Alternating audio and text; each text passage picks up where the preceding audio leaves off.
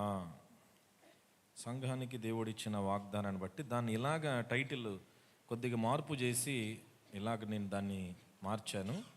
ఈ వారం అంశానికి కూడా సరిపోయేటట్లు అదేంటంటే దేవుడు తోడుంటే అని పోయిన వారం అంశంగా మనం భావించవచ్చు. దేవుడు తోడు ఉంటే దాని పక్కన లేదా దాని కింద ఇలాగ మనం రాసుకోవచ్చు. ఏమనంటే దేవుడు తోడు ఉంటే మనకు కలిగే మేలులేంటి అనేది అక్కడ మనం పోయిన ఆదివారం గడిచిన ఆదివారంలో దేవుడు మనకు తోడుగా ఉంటే ఏం జరుగుతుంది. అబ్రహాముకేమో దేవుడు ఏం చేశాడని విన్నాము. అబ్రహాము యొక్క ఒంటరి భవిష్యత్తుని దేవుడు ఆశీర్వాదకరంగా మార్చాడు కదండి. ఎందుకు మార్చాడు అంటే అబ్రహాము దేవుణ్ణి విశ్వసించాడు. ఏం చేశాడండి? విశ్వసించాడు.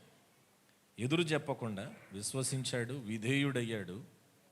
అలానే దేవుని కంటే కూడా తన టెస్ట్ పెట్టాడు. దేవుడు నన్ను ఎక్కువగా ప్రేమిస్తున్నాడా లేదంటే నేను ఎప్పుడో ఇచ్చిన కొడుకుని బాగా ప్రేమిస్తున్నాడా అని. సహజంగా లేటుగా పుట్టిన ఒక్కళ్ళే పుట్టిన వాళ్ళని ఏం చేస్తాము సహజంగా? ఏమండి?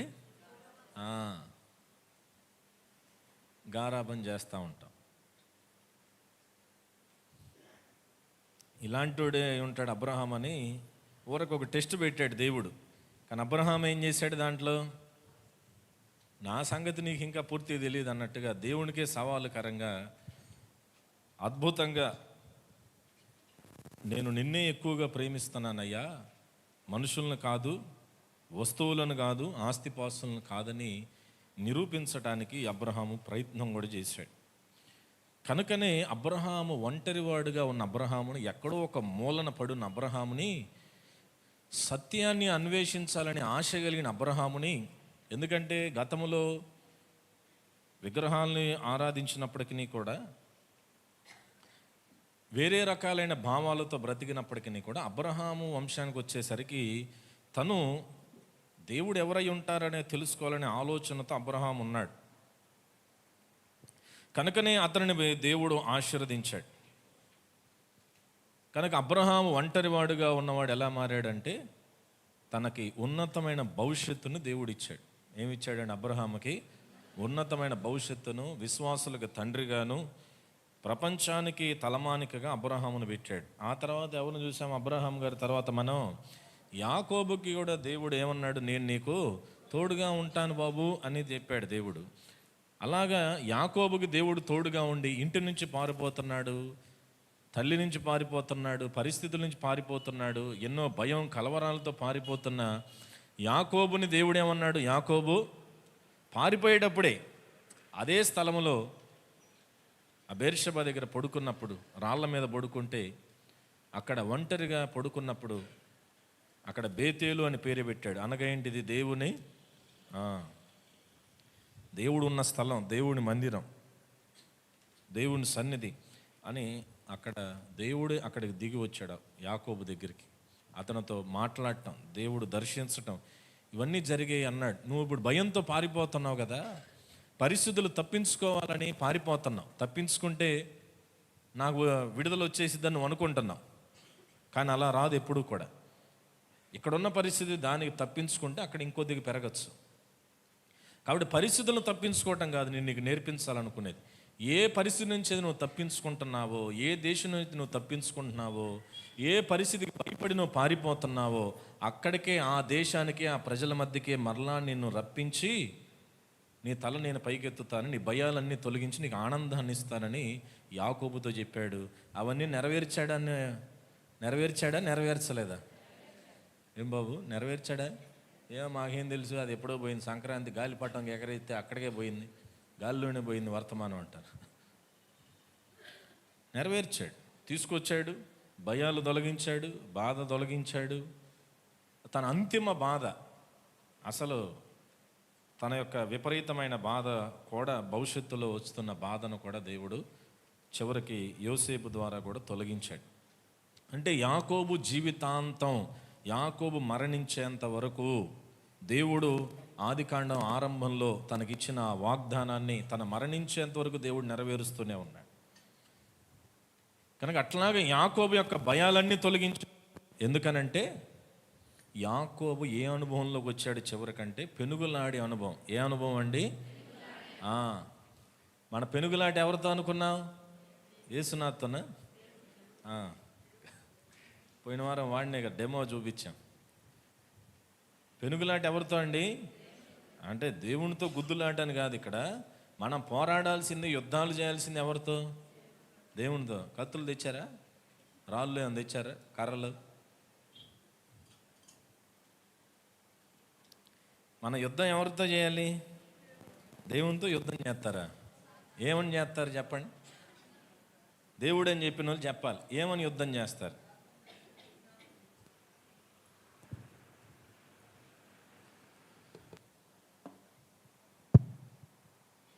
యాకోబు పెనుగులాడాడు. పెనుగులాడటం అంటే ప్రభువా నువ్వు నాకు ఇవ్వాల్సిందే అని పట్టుబట్టి కూర్చున్నాడు.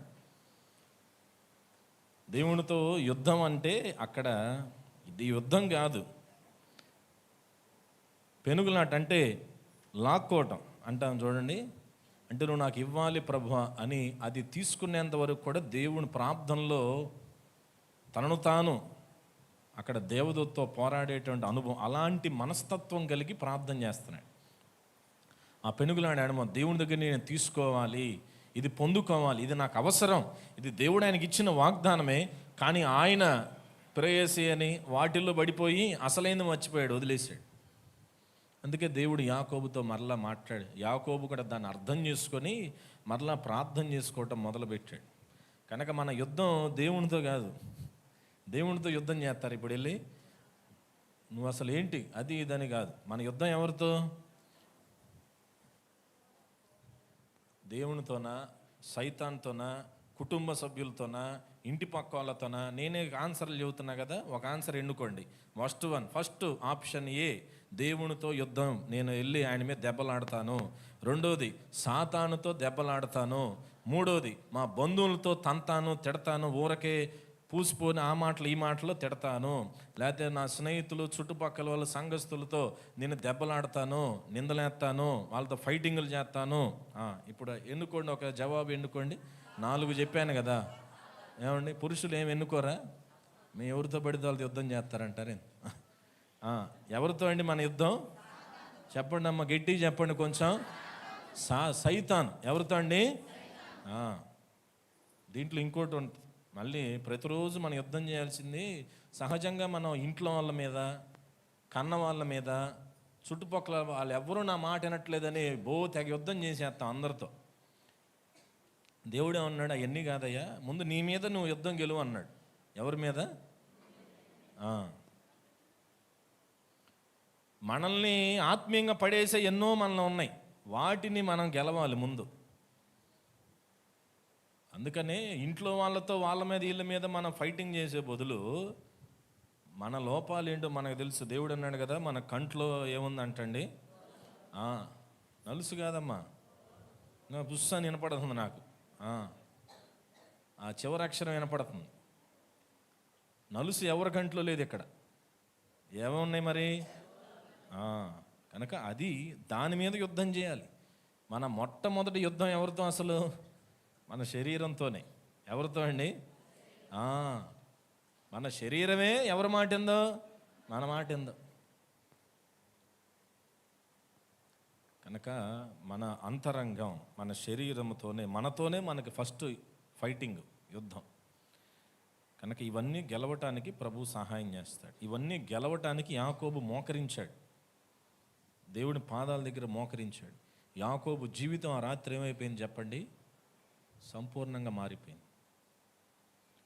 కాబట్టి యాకోబు తన కోసమే తాను ప్రార్థన చేసుకోవడానికి ఒక రాత్రి అంతా గడిపాడు. కాబట్టి అట్లాగా మనం దేవునితో గడపాలి. తర్వాత ఏమనుకున్నాం మనం? ఎవరిని చూసామండి మనం? మోషేను చూసాం. మోషే కూడా దేవుడు తోడై ఉన్నాడు. తన లోపాలలో దేవుడు మోషేకి తోడై ఉండి ఆ లోపాలలోనే ఒక బలమైన నాయకుడిగా మోషేని ఫరో ఎదుట ఏం చేశాడు? నిలబెట్టాడు. ఫరో కూడా భయపడేటట్లుగా లోపాలు కలిగిన, బలహీనతలు కలిగిన ఒక సామాన్యుడైన వ్యక్తిని దేవుడు నిలబెట్టి వాడుకున్నాడు. ఎందుకంటే మోషే, హెబ్రీ పత్రికలో కూడా తన గురించి రాయబడింది, ఫరో కుమార్తె యొక్క కుమారుడు అని అనిపించుకోవడానికి ఆయన ఇష్టపడలేదు. మరియు ఐగుప్తు యొక్క సిరి సంపదలు, పేరు ప్రఖ్యాతులు, భోగభాగ్యాలను ఆయన ఇష్టపడకుండా క్రీస్తు విషయమైన నింద నాకు గొప్ప భాగ్యం, డబ్బులు కాదు, అవి కాదు, ఇవి కాదు అని వాటిని విడిచిపెట్టి దేవుని వైపు చూడటం మొదలుపెట్టాడు.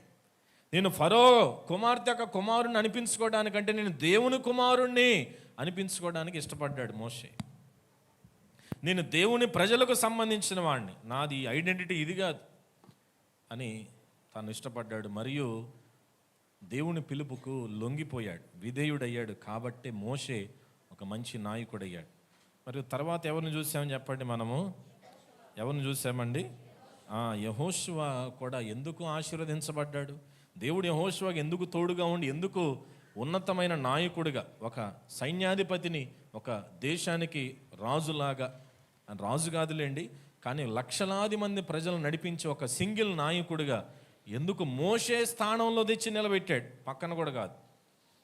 ఎందుకు అంటే యెహోషువ తను ఉన్న స్థితిలో మౌనంగా ఉంటూ, నాయకత్వం కొరకు ఆశపడకుండా, అసూయ పడకుండా, తనకు అప్పగించిన బాధ్యతను ఎలా నిర్వర్తించాడు అనుకున్నాం మనం? నమ్మకంగా నిర్వర్తించాడు. హల్లెలూయా. అందుకే బైబిల్ చెప్తుంది, నమ్మకమైన వానికి, చెప్పండి, నమ్మకమైన వానికి దీవెనలు ఎలా కలుగుతాయండి? 40 సంవత్సరాల తర్వాత నాయకుడు అయ్యారు. ఎవరు? యెహోషువ. ఎప్పుడయ్యాడండి? మోషే 40 సంవత్సరాలు వాళ్ళని నడిపించాడు. 40 సంవత్సరాలు సనక్కుండా, గొనగకుండా, తనకి ఏ పని ఇస్తే ఆ పనిని ఏం చేశాడు యెహోషువ గారు?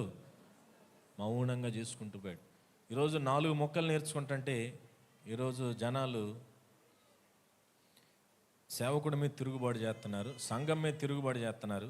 దేవుడు దర్శనం ఇచ్చాడని చెప్పి ఉన్న దగ్గరే సంఘాలు పెడుతున్నారు. కనుక పెట్టి ఆ పక్కన వాళ్ళని, వీళ్ళు కొద్దిగా పేరు ప్రఖ్యాతి వస్తుంది కదా, కాబట్టి ఆటోమేటిక్గా వీరు సంఘం పెడితే పక్క సంఘాన్ని వదిలేసి ఇక్కడికి వస్తారు, ఇక్కడ సంఘాన్ని వదిలేసి అక్కడికి వెళ్ళిపోతారు. ఏంటంటే మా అయ్యగారు అని అంటూ ఉంటారు.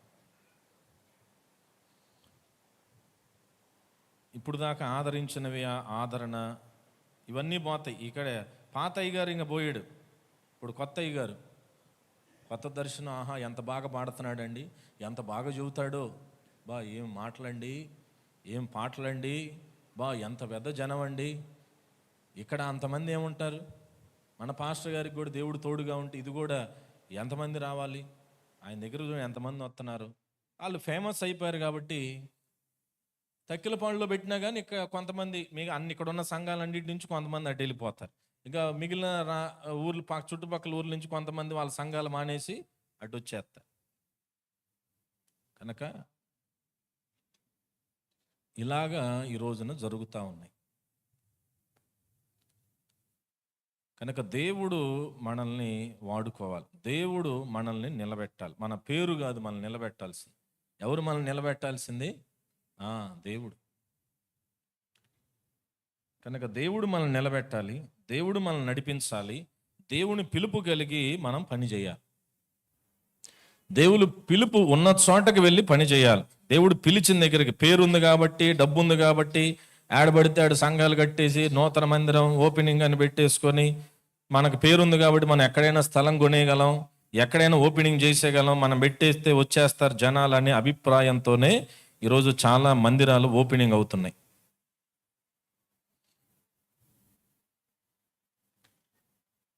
చిత్తూరు జిల్లాలో, అనగా ఇప్పుడు అన్నమయ్య జిల్లా, అక్కడ ఏ మందిరం ఓపెన్ అవ్వట్లా కొత్తగా, లేటెస్ట్గా. ఉన్నోళ్ళు కూడా ఖాళీ చేయాల్సిన పరిస్థితులు చాప కింద నీరులాగా వస్తున్నాయి. మరి అక్కడికి దేవుడు ఎవరికి దర్శనం చూపించట్లా. వెళ్ళాలనే ఆలోచన కానీ, అన్నీ విడిచిపెట్టి మారుమూల ప్రాంతాలు వెళ్ళాలనే ఆలోచన కానీ, ప్రేరణ కానీ చాలా ఎక్కువ మందికి రావట్లే. కాబట్టి యెహోషువని ఎవరు నిలబెట్టి నడిపించారండి? దేవుడు. కాబట్టి మనల్ని నడిపించాల్సిన శక్తి ఏంటంటే దేవుడే. ఏంటి మనల్ని నడిపించాల్సిన శక్తి?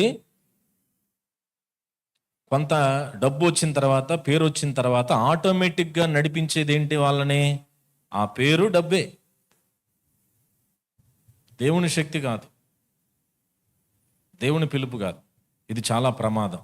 తెలియకుండా చాలా ప్రమాదంలో ఈరోజు సంఘం సేవకులు పడిపోతూ ఉన్నారు. దాన్ని మనం కూడా గమనించుకోవాలి. చివరగా యెషయా గ్రంథం 8వ అధ్యాయం 10వ వచనం చూసాం. దాంట్లో అసలు ఎందుకు ఈ వాగ్దానం దేవుడు వాళ్ళకి ఇవ్వాల్సి వచ్చిందయ్యా అంటే, వాళ్ళు ఎవరిని ఆశ్రయిస్తున్నారు? ఆ యోధా రాజు మరియు ఆ ప్రజలందరూ కూడా అశ్షూరీయులు మరియు రాజులను చేతులు పట్టుకుంటున్నారు, వాళ్ళ కాళ్ళు పట్టుకుంటున్నారు. మీరే మాకు సహాయం చేయండి, మేము మీకు పన్ను కడతాం, మీతో ఉంటాం, మమ్మల్ని నడిపించండి, మా కోసం యుద్ధాలు చేయండి అని అంటుంటే దేవుడు అన్నాడు, ఇదిగో బాబు, వాళ్ళు ఎవరు కాదు, ఇవన్నీ పోతాయి, శత్రువులు దాడి చేస్తారు, అయితే అవన్నీ కూడా నిలవవు. కానీ మీతో ఎవరుంటారు? దేవుడు మాతో ఉన్నాడు అని మీరు చెప్పేటట్లుగా నేను పరిస్థితులు మార్చబోతున్నాను. మీరు మనుషుల మీద కాదు, నా మీద ఆధారపడాలి అని అక్కడ యెషయా గ్రంథం 7-8 అధ్యాయాలు చదివితే మనం దాన్ని, ఆ దేవుని యొక్క మనస్సును అర్థం చేసుకోగలం. కనుక దేవుడు మనతో ఉంటే మనకి ఇలాంటి మేలులన్నీ జరుగుతాయండి. హల్లెలూయా. కనుక దేవుడు మనతో ఉన్నాడు కాబట్టి మన భవిష్యత్తును మార్చగలడు, మన భయాలు తొలగించగలడు, మన లోపాలను, మన బలహీనతలనే బలంగా మార్చగలడు, మరియు మన నమ్మకంగా ఉంటే ఉన్నతమైన స్థానాల్లో మనం నిలబెట్టగలడు అని మనం అర్థం చేసుకోవాలి. అయితే ఇప్పుడు దేవుడు మనతో ఉంటే ఆయన ఏమేం చేస్తాడో మనం అన్నీ విన్నాం, సంతోషించాం, ప్రార్థన చేసుకున్నాం. అయితే దేవుడు మనతో, మన ప్రక్కన ఉంటే, మన చేయి పట్టుకొని నడిస్తే ఏమవుతుందో మనం పోయిన ఆదివారం చూసాం. ఇప్పుడు దేవుడు మనలో ఉంటే, మనతో ఉంటే ఆయన చేసేవి ఏంటో చూసాం. మరి ఇప్పుడు ఆయన చేసేవి కాదే కదా, ఇంకో భాగం కూడా చూడాలి. అదేంటంటే నాలో కనపడాల్సిన రుజువులేంటి. ఈరోజు మన అంశం ఏంటంటే దేవుడు నాతో ఉంటే నాలో కనిపించాల్సిన రుజువులు. అంటే దేవుడు మనతో ఉంటాడు, దేవుడు నా లోపల ఉన్నాడు, దేవుడు నాతో ఉన్నాడు అనటానికి, అని చెప్పటానికి మనకు కొన్ని రుజువులు కావాలి. ఒక 6 మీ ముందు పెట్టి నేను ముగిస్తాను.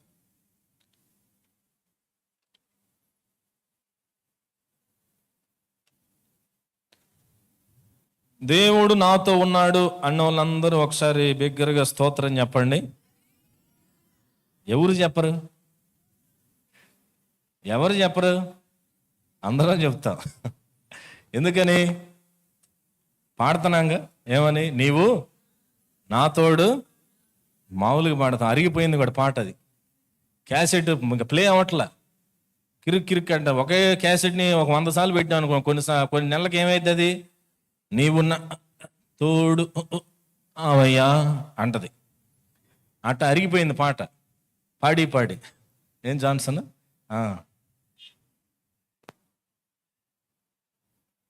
అరిగిపోయింది పాట. ఎందుకంటే మనం నమ్ముతున్నాం, మనకు ఆ పాట బాగా నచ్చేసింది. ఎందుకని? దేవుడు నాతో ఉన్నాడు, నాకు భయం ఏంటి, దిగులేంటి అని మనకు బాగా నచ్చింది పాట. మనం నమ్ముతున్నాం ఏమని? నా దేవుడు నాతో ఉన్నాడు. అయితే ఇంకొక మాట కూడా ఉంటుంది ప్రసంగి గ్రంథంలో, సమ్మతింపకుండా ఇద్దరు ఏం బాబు ఏంటండి ఇన్ని అందరు కామైపోయారు. చలిపోయి ఎండ వచ్చేసరికి ఫ్యాన్లు ఏమన్నా కావాలా? వద్దా? ఓకే, ఫ్యాన్ ఒకళ్ళు కావాలంటే వేసుకోవచ్చు, ఇబ్బంది ఏం లేదు. సమ్మతింపకుండా అంటే ఒకరిని ఒకరు అర్థం చేసుకోకుండా ఇద్దరు వ్యక్తులు కలిసి నడవగలరా అని వాక్యంలో ఉంది. ఏమన్నా ఉందంటారా లేదా? డౌట్గా చూస్తున్నారే, ఉందా లేదా? ఎంతకీ ఉందా? సమ్మతింపకుండా ఇద్దరు కూడి నడుస్తారా అని దేవుడు ప్రశ్నించాడు. ఎవరు నడవలేరుగా.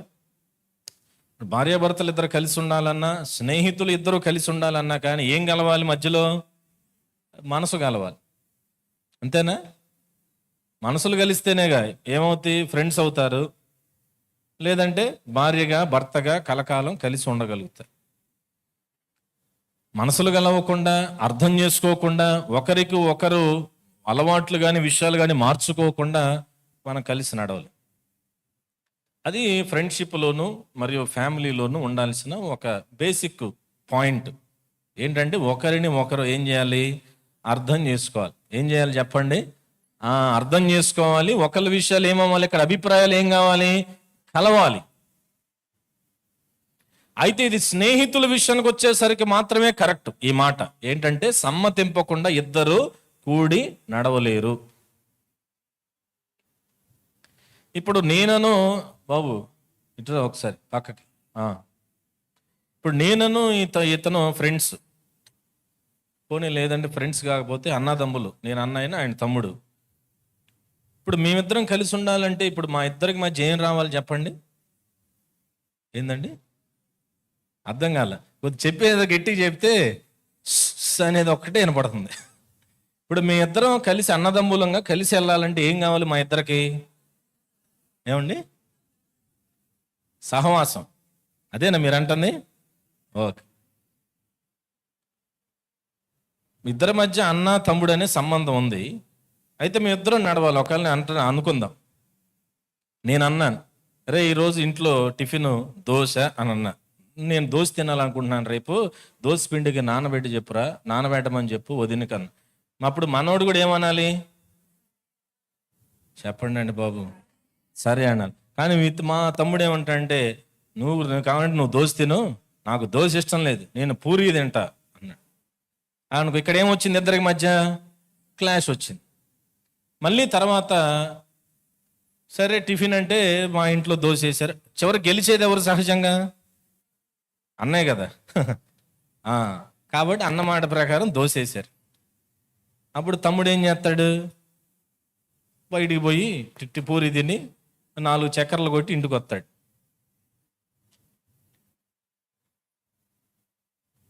మళ్ళీ తర్వాత ఏదో ఒక విషయం, అరే ఇదిగో మనం షాపింగ్కి వెళ్ళాలి, పండుగ వస్తుంది, ఈస్టర్ వస్తుందిగా, ఈస్టర్ పండుగ వస్తుంది, షాపింగ్కి వెళ్దాం, ఫలానా షాప్కి వెళ్దాం అని నేనన్నా. అప్పుడు మన తమ్ముడు ఏమంటాడు? సహజంగా నాకు ఆ షాప్ బాగోదు, అసలు ఏం బాగుండవు, అక్కడ ఇటే వెళ్దాం. నేనేమంటాను? కాదు, ఇటే పోదాం. ఇప్పుడు మధ్యలో మళ్ళీ ఇక్కడ ఏమైంది? మళ్ళీ క్లాష్. ఇప్పుడు ఇద్దరికి ఏం కుదరట్లేదు? ఒకరు సమ్మతించట్ల, ఒకరిని ఒకరు ఇక్కడ ఏం చేయట్లా? సమ్మతి కుదరట్లా. అయితే ఇదేంటంటే ఇద్దరం కలిసి నడవాలంటే ఏంటంటే, ఇప్పుడు నా లోపాలు నా అలవాట్లు, తన లోపాలు తన అలవాట్లు ఒకరి ఒకరు భరించుకుంటూ మార్చుకుంటూ, నువ్వు మనోడు నాకు సలహాలు ఇస్తాడు, నేను ఆయనకి సలహాలు ఇస్తాను, ఇవన్నీ సరిపోతాయి. ఒకరొకరం చెప్పుకుంటా, మార్చుకుంటా, సరి చేసుకుంటా ముందుకు నడవచ్చు. ఎందుకంటే మానవులం కాబట్టి. ఇప్పుడు నేనేమంటానండి అడిగాను సలహా ఇచ్చేటప్పుడు, నేను నీకంటే 4 సంవత్సరాలు ముందు పుట్టానురా, నువ్వేం చేయాలి చెప్పండి? ఏం చేయాలి? నేను నీకంటే 5 సంవత్సరాలు కాదు, వీడికి నాకు సుమారు 7 సంవత్సరాలు తేడా ఉన్నట్టుంది. నేను నీకంటే 6-7 సంవత్సరాలు ముందు పుట్టాను, కాబట్టి ఎవరి మాట వినాలి నువ్వు? నువ్వు 7 సంవత్సరాలు పూర్వమయ్యా, నేను యంగ్ మ్యాను, ఈ తరం గురించి నాకే బాగా తెలుసు, నీకేం తెలుసు అని ఈడంటాడు. మనుషులు నీకంటే నేనే బాగా అర్థం చేసుకుంటే, నీ ఈ తరం మనిషి, నువ్వు 6 సంవత్సరాల పూర్వపు మనిషి అని తను అనుకుంటాడు. ఇక్కడ ఇద్దరి మధ్య ఏంటంటే, మహా అయితే నాకు తనకంటే 3 సంవత్సరాలు 10 సంవత్సరాల జ్ఞానం ఎక్కువ ఉండొచ్చు, తనకేంటంటే ఇక్కడ మనుషుల్ని అర్థం చేసుకునే కొంత జ్ఞానం ఉండొచ్చు. కానీ ఇక్కడ దేవుడి విషయానికి వచ్చేసరికి కూడా ఒకరినొకరు అర్థం చేసుకొని, నా మాట నేనైని, ఆయన మాట ఇని, ఆయన ఏదో మార్చుకునేది ఏముండదు ఇక్కడ. ఇక్కడ దేవుడు, ఒకవేళ ఇతనే దేవుడు అయితే గనక దేవుడి దగ్గరకు కూడా వచ్చి, అయ్యా నువ్వు చెప్పింది నేనంటాను, నేను చెప్పింది నువ్వు వినాలి, ఓకేనా, డీలా అంటానికి కుదరదు. ఎందుకనంటే అన్నదమ్ములు స్నేహితులు అనుకోండి, ఇద్దరు ఒక 5 సంవత్సరాలు 3 సంవత్సరాలు సంవత్సరం తేడాతో ఉంటారు, నెలలు తేడాతో ఉంటారు, ఒకళ్ళొకళ్ళు చెప్పుకొని ముందుకు వెళ్తారు. కానీ ఇక్కడ దేవుని విషయానికి వచ్చేసరికి దేవునికి ఏం చెబుతాం మనం? ఏమైనా చెబుతారు సలహా? శారా కూడా సలహా ఇచ్చింది, దేవునికి సహాయం చేద్దాం అనుకుంది. ఎవరామా? శారా. ఏం సహాయం చేసింది? దేవుడు మనకి ఎటు పిల్లలు పుట్టని వాళ్ళే కాబట్టి నువ్వేం చెయ్యి, హాగర్ దగ్గరికి పిల్లలు కనింది. ఆ కన్న పిల్లలే ప్రపంచానికి కొంత చాలా మంది, వారిలో చాలా మంది ఈరోజు ప్రపంచాన్ని ముప్పుగా మారుతూ ఉన్నారు. దేవుని విషయానికి వచ్చేసరికి ఏంటంటే దేవుడు చెప్పేది మనం వింటే చాలు. ఎందుకంటే దేవుడు ఎవరు? సర్వజ్ఞాని ఆయన. చెప్పండి, ఎవరైనా?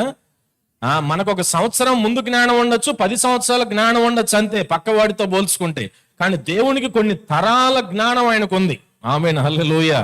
ఆయనకి గతం తెలుసు, ప్రస్తుతం తెలుసు, భవిష్యత్తు కూడా తెలుసు, అన్నీ తెలుసు ఆయనకి. కాబట్టి ఇప్పుడు మనం ఎవరితో కలిసి నడుస్తున్నాం? ఇప్పుడు మనం చెప్పండి, ఎవరితో కలిసి నడుస్తున్నాం? ఇప్పుడు మనం ఎవరు చెప్పేది వినాలి? చెప్పండి గట్టిగా, ఎవరు చెప్పేది వినాలి? దేవుడు చెప్పేదే వినాలి. ఎందుకంటే ఆయనకు అన్నీ తెలుసు. మనుషులకి ఎంతవరకు తెలుసు? కొంతవరకే తెలుసు. 10 సంవత్సరాలు పెద్దోళ్ళు అయితే ఆ 10 సంవత్సరాలు జరిగిన దాన్ని బట్టి సలహా ఇస్తారు అంతే. కానీ దేవుని సలహాలు గతాన్ని బట్టి, ప్రస్తుతాన్ని బట్టి, భవిష్యత్తుని బట్టి ఉంటాయి. ఆయన మార్గాలు, ఆయన ఆలోచనలు, ఆయన ప్రణాళికలన్నీ కూడా.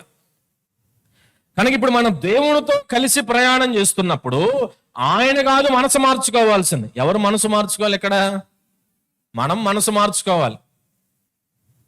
ఆయన నీడలో, ఆయన వెలుగులో మనల్ని మనం అర్థం చేసుకుంటూ, మనల్ని మనం మార్చుకుంటూ ఆయన చేయబట్టుకొని మనం నడవాలి.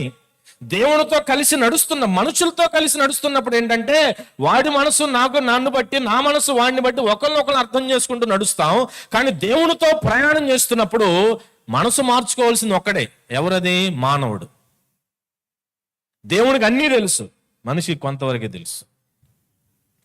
కనుక దేవునితో కలిసి నడుస్తున్నప్పుడు, కలిసి ప్రయాణం చేస్తున్నప్పుడు ఆయన మనసు నా మనసుగా మారిపోవాలి. హల్లెలూయా, హల్లెలూయా. కనుక ఆయనలోకి నేను వెళ్ళాలి. నా మీద ఆయన ఆత్మ కొమ్మరింపు కలిగి ఉండాలి. హల్లెలూయా. ఇప్పుడు ఫోను, కూర్చోదు, ఫోను అందరి దగ్గర ఫోన్లు ఉన్నాయి కదా. ఫోన్కి అని ఏం వేశాను నేను? కనపడకపోవచ్చేమో. ఫోన్కి ఏం వేసాను నేను ఇప్పుడు? ఇది ఫోను. దీనికి ఏం వేసాను ఇప్పుడు? కవర్ వేసా. దీని ఫోన్ పనిచేయాలంటే ఏం కావాలి? ఫోన్ అసలు ముందు ఆన్ అవ్వాలంటే ఏం కావాలి? ఛార్జింగ్ కావాలి. అలానే దేవుడు మన లోపల మనల్ని ఛార్జ్ చేసే శక్తిగా లోపల ఉంటాడు. అలానే బయట నుంచి మనల్ని కాపాడటానికి, ఫోన్ కాపాడటానికి, ఇది ఉన్నా కానీ నా ఫోన్ పగిలిపోయింది. ఎందుకంటే ఈ కాపాడే అట్టుంటాయి అన్నమాట. బయట నుండి కూడా ఆయన మనల్ని ఆవరించి, ఆయన మనలోను అలానే మనతోను. ఏమండి, నాతో చెప్పండి, ఆయన ఎక్కడెక్కడ ఉంటాడు? మనలోను మనకి శక్తినిస్తూ, ఆలోచనలు ఇస్తూ, అట్లానే మనల్ని కాపాడుకుంటూ మనతో కూడా ఆయన ప్రయాణం చేస్తూ ఉంటాడు. అటు బయట నుంచి అలానే లోపల నుంచి కూడా దేవుడు ఏం చేస్తాడు? ఆయన మనతో, మనలో ఉండి మనల్ని ఏం చేస్తాడు? అనుదినము కూడా ఆయన నడిపిస్తూ ఉంటాడు. మనుషులతో ఉన్నప్పుడే అరే ఇది నా ఫ్రెండ్ను బాధ పెడుతుందిరా, ఇది మా అమ్మని బాధ పెడుతుందిరా, ఇది మా నాన్న బాధ పెడుతుందిరా, ఇది మా తమ్ముడిని బాధ పెడుతుందిరా, ఇది మా అన్నయ్యని బాధ పెడుతుందిరా అని ఏం చేస్తున్నాం మనం? చిన్న చిన్న విషయాల్లో అడ్జస్ట్ అవుతున్నామా లేదా? ఏందండి అందరు అటు చూస్తున్నారు? ఏమండు అందరు ఇక్కడ ఉన్నారా? హల్లెలూయా.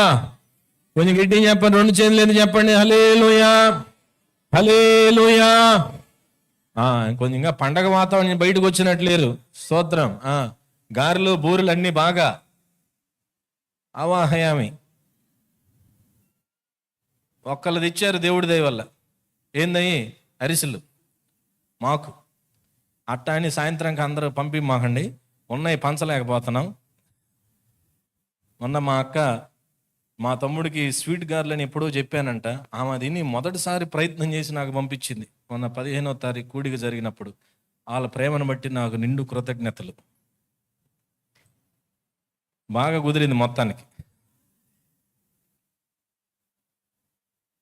మొత్తానికి మాకు కూడా ఆ రోజు పండగ స్వీట్ మాకు కూడా తినిపించారు. కొంచెం పండగ వాతావరణం, మందిర వాతావరణంలోకి రండి. హల్లెలూయా. వచ్చేసారా? ఇంకా అమ్మమ్మ వాళ్ళ ఇంటి దగ్గర, అత్తగారి ఇంటి దగ్గర, మా నాన్న ఇంటి దగ్గర చెట్టు కింద ఉయ్యాలు ఊగుతూ ఉన్నట్టున్నారు. అక్కడి నుంచి వచ్చేసేయండి, మందిరం వాతావరణంలోకి వచ్చేయాల. Praise the Lord. Hallelujah, hallelujah. అది మనుషుల కోసం ఎన్నో మార్చుకుంటున్నాం మనం. ఏమండి, మార్చుకుంటున్నామా లేదా? పెళ్ళైన తర్వాత సహజంగా భర్తలు పెళ్ళవక ముందు వరకు కొంతమంది పెళ్ళి చేయటానికి ఒక పదాన్ని వాడతారు. ఏమనంటే, పెళ్ళైతేనైనా వీడు. అదేంటండి? అంటే ఆటోమేటిక్గా పెళ్ళి అయిపోతే ఏమైపోతారు? మా తమ్ముడు కూడా మొన్న ఫోన్ చేశాను, మేము గుంటూరులో ఉన్నాం, ప్రదీప్కి ఫోన్ చేశాను. తమ్ముడు ఏం చేస్తున్నావు అంటే, అన్నా ఇల్లు ఉడుస్తున్నా అన్నా. ఎంత మార్పు వచ్చిందిరా. ఏనాడైనా పెళ్ళవక ముందు నీకే నువ్వు స్వతహాగా వచ్చి, అయ్యో మా అన్నకు బాగాలేదు, మా వదినికి బాగాలేదు, అక్కకు బాగాలేదు, హెల్ప్ చేద్దాం ఏనాడైనా చేసావంటరా? లేదన్నా, ఎంతమంది కూడా చేశా అన్నా. చేశాను. ఓకే ఓకే సరేలే ఉంటాను మరని ఫోన్ పెట్టేసి. పెళ్ళి అయితే ఏమైపోతారు? పెద్దలు ఊరికే అన్నారా?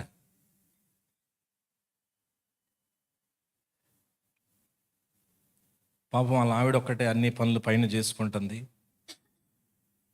అని కంటితో చూడలేక గుండె తరుక్కుపోయి పైకి వెళ్ళి హెల్ప్ చేయడానికి వెళ్ళాడు, పరిగెత్తుకుంటూ మెట్లెక్కి. తప్పు లేదు, నేను చేయటం ఏం తప్పు పట్టట్లేదు, చెయ్యాలి కూడా.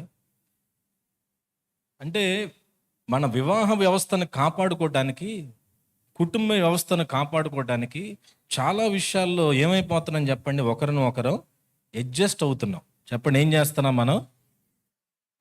మరి దేవునితో సంబంధం నిలబెట్టుకోవడానికి కూడా మనలో ఏం కనపడాలి? మరి ఆ అడ్జస్ట్మెంట్స్ కనపడాలిగా. ఏమండి, కనపడాలా వద్దా? కనపడాలిగా.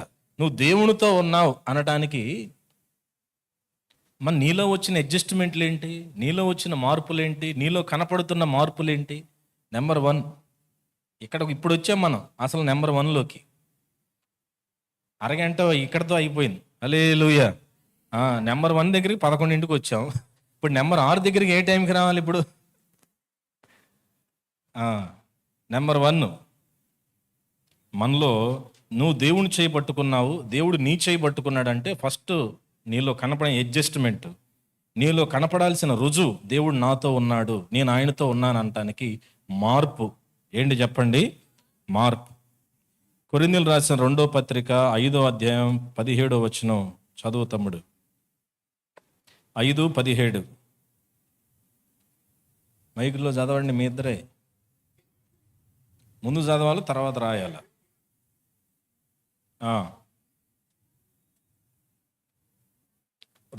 కొరింథీయులకు రాసిన 2వ పత్రిక 5వ అధ్యాయము 17వ వచనం మనందరం కలిసి చదువుకుందాం. కాగా ఎవడైనను క్రీస్తునందు ఉన్న ఎడల వాడు నూతన సృష్టి, పాతవి గతించెను, ఇదిగో క్రొత్తవాయెను. మొదటి విషయం ఏంటంటే, నేను దేవునితోనే ఉన్నానండి, దేవుడు నాలో ఉన్నాడు అని నువ్వు చెప్పటానికి ఊరక పాట పాడటం కాదు, చెయ్యి ఎత్తడం హల్లెలూయా అనటమే కాదు. రుజువేంటి?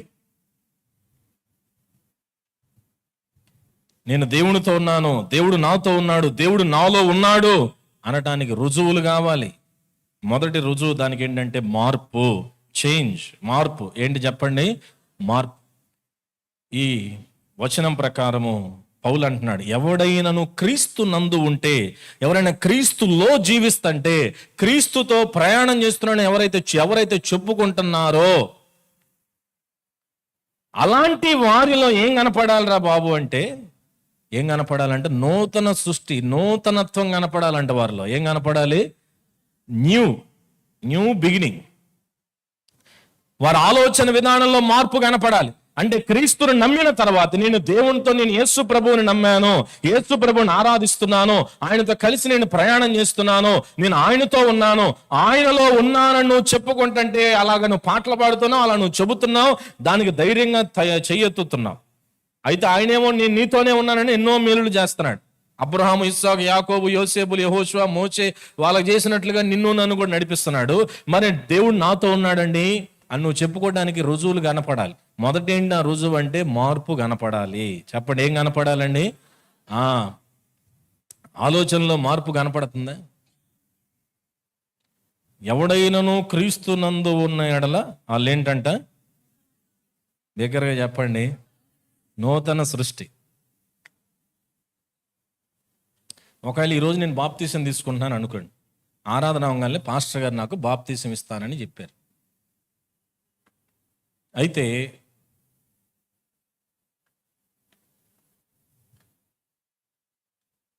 లక్ష్మక్క మా ఇంటి పక్కన ఉంటుంది, మీ ఇద్దరం ఇంటి పక్కన ఉంటున్నాం. వాళ్ళకి బండి ఉంది, నాకు బండి లేదు. వాళ్ళ ఇంటి ముందు బండి పెట్టుకోవడానికి ఖాళీ లేదు. కాబట్టి వాళ్ళు ఏం చేశారు, నేను శుక్రవారం శనివారం శుద్ధీకరణ కొడుకులో ఉండి ఉపవాసం ఉండి ప్రార్థన చేసుకుంటా, అయ్యా నేను బాప్తీసం తీసుకోవాలి, అది ఒప్పుకున్నా ఇది ఒప్పుకున్నా అన్నీ చేసి అన్నీ చెప్పుకుంటూ ప్రార్థన చేసుకొని సిద్ధపడుతూ ఉన్నా. ఎప్పటి నుంచో వాళ్ళు ఏం చేస్తారంటే, తమ్ముడు మన చర్చే కదా అని మా ఇంటి ముందు బండి పెట్టడం మొదలుపెట్టారు కొంతకాలం నుంచి. అయితే ఆ శనివారం రాత్రి వీళ్ళు పెడతా ఉంటే నాకేమొచ్చేసిందంటే కోపం వచ్చేసింది. ఏమొచ్చేసింది? నాకు కోపం వచ్చేసింది. అప్పుడు వాళ్ళకి చెప్పాను, అమ్మా మీ బండి ఏం చేయండి మీరు, మీ ఇంటి ముందు పెట్టుకోండి. అదిగో తమ్ముడు బండి పెట్టుకోవడానికి చోట్లేదు, అందుకే మీ ఇంటి ముందు మేము పెట్టాము కొద్దిగా అంటే, అదేం కుదరదు అని ఓ పక్కనేనాను. మరలా ఆదివారం పొద్దున వాళ్ళ ఆయన గారు, ఇవాళ ఆదివారం కదా అని పొద్దున్నే లేచి ఎక్కడికి వెళ్తాం మనం, అట్లా అని చికెన్ షాప్కి వెళ్ళి వెంటనే మళ్ళా బయటికి వెళ్ళాల్సిన పని ఉందనే ఉద్దేశంతో వెంటనే మళ్ళీ రాత్రి చెబితే మళ్ళీ పొద్దున ఏం చేశాడు, బండి మళ్ళీ మా ఇంటి ముందు పెట్టాడు.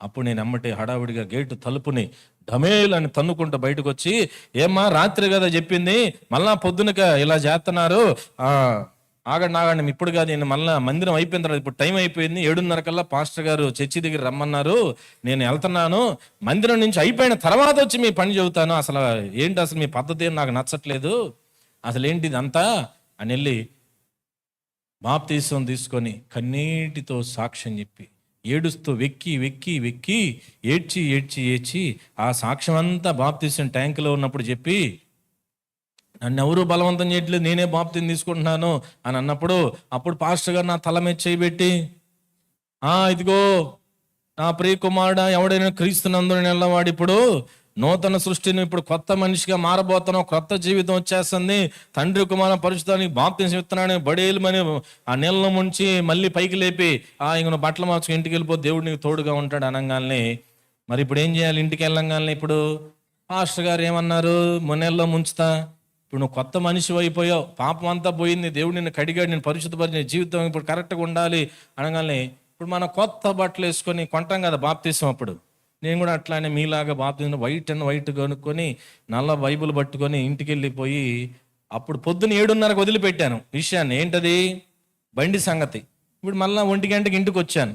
ఇప్పుడు దాని కంటిన్యూషన్ అనమాట. ఏది పొద్దున్న 7:30ది ఇప్పుడు మళ్ళీ 1 గంటకి, ఇప్పుడు రండి బాప్తీసం అంతా అయిపోయింది, ఇప్పుడు రండి. అసలు ఇప్పుడు నూతన సృష్టిగా మారావా, లేకపోతే పాతదాన్ని మళ్ళీ ఆ నెలలతో పాటు మోసుకొని వచ్చినట్ట? ఇప్పుడు అసలు ఇప్పుడు ఏం కనపడాలి నువ్వు ఇంటికి వెళ్ళిన తర్వాత అంటే, అక్క నాకు ఎటు బండి లేదు, కొద్దిగా నాకు ఇంటి లోపలికి వెళ్ళడానికి దారి ఉంచేటట్టుగా మీరు బండి పెట్టుకోండి అని నేను పోయి చెప్పాలి అసలు మామూలుగా. కానీ ఏం చేస్తున్నా నేను, పొద్దున ఎప్పుడో 7:30కి అయిపోయాను సంగతిని బాప్తిజం తీసుకొని నేను మారిపోయాను, సంఘం అంతా వినండి, అందరూ చూడండి, నా మాటలు నా క్రియల ఆలోచనలు అన్నీ మారిపోయినాయి, యేసు రక్తం వేసాను, నా రక్తం నన్ను కడిగేసింది, అబ్బో నడినేమో సిరి పాద వరకు మొత్తం కడిగేసింది అయ్యా, నాలో ఏ పాపం లేదు, ఈ మొత్తం మారిపోయాను, అసలు పసిబిడ్డలాగా మారిపోతున్నాను నేను అని మారిపోయి 7:30కు జరిగిన దాన్ని కూడా 6 గంటల తర్వాత దాన్ని గుర్తుపెట్టుకొని చీపురు పొల్లది కూడా మర్చిపోకుండా మళ్ళీ ఇంటికి పోయి వాళ్ళని వండుకున్నది కూడా తినేవ్వకుండా బయట నుంచొని గొడవ.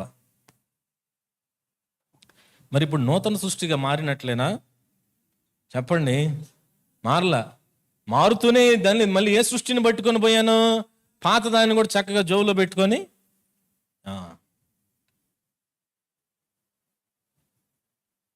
ఇప్పుడు కనపడాల్సింది నీ మాటలో మార్పు ఏంటంటే, అయ్యో అక్క అన్న మిమ్మల్ని ఇబ్బంది పెట్టారు, నేను పొరపాటు చేశాను కదా, మీరు పెట్టుకోండి, అయితే నా ఇంట్లోకి వెళ్ళటానికి రావడానికి నాకు దారుంచి కొద్ది గ్రహించుకొని చూసుకొని పెట్టండి అని చెప్పటానికి బదులుగా ఎలాంటి మాటలు, ఎలాంటి ప్రవర్తన. మరి ఇప్పుడు మార్పు వచ్చినట్లా రానట్లా? దేవుడు నీతో ఉంటే మరి ఏం కనపడాలి? ఫస్ట్ థింగ్ మార్పు ఉండాలి. అసలు పౌలు గారు నూతన సృష్టిగా మారిపోతా ఉన్నాడు. ఎట్లా మారిపోతామంట అంటే కంప్లీట్ న్యూనెస్, సంపూర్ణ మార్పు నీలో వచ్చేసి ఒక్కసారిగా మా పైన దినదినం పిల్లవాడు చిన్నవాడు మెట్టుకు మెట్టు రోజుకి రోజు నెలకి నెల సంవత్సరం పైకి ఎదుగుతున్నట్లుగా ఆ ఎదుగుదల ఇసుకరేణువంతైనా కనపడుతూ ప్రజలకు ఉండాలి కదా. ఆ మారు మనసు అనేది అనుదినము కూడా జరగాల్సిన ప్రక్రియ. ఏమండి? మారు మనసు అనుదినము జరగాల్సిన ప్రక్రియ. మనలో ఆ మార్పు విధానము కనపడుతూ ఉండాలి మరణించేంత వరకు కూడా. ఎన్నో విషయాలు అలానే పాచిపట్టిపోయినట్లుగా అవి అలానే ఉండకూడదు. వాటన్నిట్లో కూడా ఏం కలుగుతూ ఉండాలి? దినదినము కూడా మార్పు కనపడాలి. మార్పు కనపడాలి. కనుక దేవుడు నాతో ఉన్నాడు, నేను దేవునితో ఉన్నాను, దేవుడు నాతో ఉన్నాడు, నాలో ఉన్నాడు అంటానికి పాత విషయాలకి ఇప్పుడు పాత విషయాలన్న క్రీస్తుని బాప్తిసం తీసుకోక మునుపు, నేను రక్షించబడ్డాన సాక్ష్యం చెప్పక మునుపు ఇప్పుడు విషయాలకి మార్పు కొంచెమైనా వచ్చిందా? అలానే ఉంటుందా? మాటల్లో, ఆలోచన విధానములో, చూసే చూపు విధానంలో ఆలోచన మారిందా? మార్పు కలుగుతుందా అనేది మనం ప్రశ్నించుకోవాలి. మార్పు లేకపోతే దేవుడు నాతోనే ఉన్నాడు, నాలోనే ఉన్నాడు అంటానికి ఆధారం ఏంటి? దేవుడు నీతో ఉంటే, నీలో ఉంటే ఫస్ట్ కనపడాల్సిన ఆయన ఏం చేస్తాడంటే నీలో నాలో ఏం తీసుకొస్తాడండి? ఆయన మార్పుని తెస్తాడు. ఇంకా రక్షించబడ్డానని చెప్తూ బూతులు తిట్టడం, మాటల్లో మార్చకుండా రక్షించబడ్డా అని చెప్తూ కామ సంబంధమైన వ్యర్థమైన వాటిని చూడటం, మరియు మార్పు చెందానంటూనే కొంతమంది సిగరెట్లు తాగే వాళ్ళు ఉన్నారు, సొట్టలు తాగే వాళ్ళు ఉన్నారు, తెలియకుండా కైనీలు తినే వాళ్ళు ఉన్నారు. మరి ఇప్పుడు మారినట్లేనా ఇవన్నీ? వ్యర్థంగా ఫోనుల్లో ఎవరితో పడితే వాళ్ళతో పనికి మాలిన మాటలు మాట్లాడేవారు క్రైస్తవ సమాజంలో కనపడుతూ ఉన్నారు.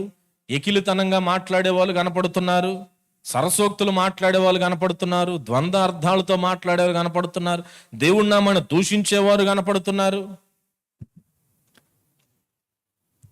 ద ఫస్ట్ థింగ్, దేవుడు నాతో ఉంటే, నాలో ఉంటే, ఆయన నాలో జరిగించే మొదటి విషయం ఏంటంటే ఆయన ఏం చేస్తాడు? నాలో ఏం తీసుకొస్తాడు? ఆయన మార్పు. గట్టిగా చెప్పండి, ఏం చేస్తాడండి? మార్పు. ఎన్ని విషయాల్లో మార్పు వచ్చింది? మన లోపాలేంటో మనకు తెలుసు, బాగా తెలుసు. మార్పు వచ్చిందా? లేదా వాటిలో ఇంకా మనం పతనం అయిపోతున్నాం? ఏ విషయాల్లో మనం మారాం? ఎన్నో విషయాలు అలవాటుగా అలానే లేవా?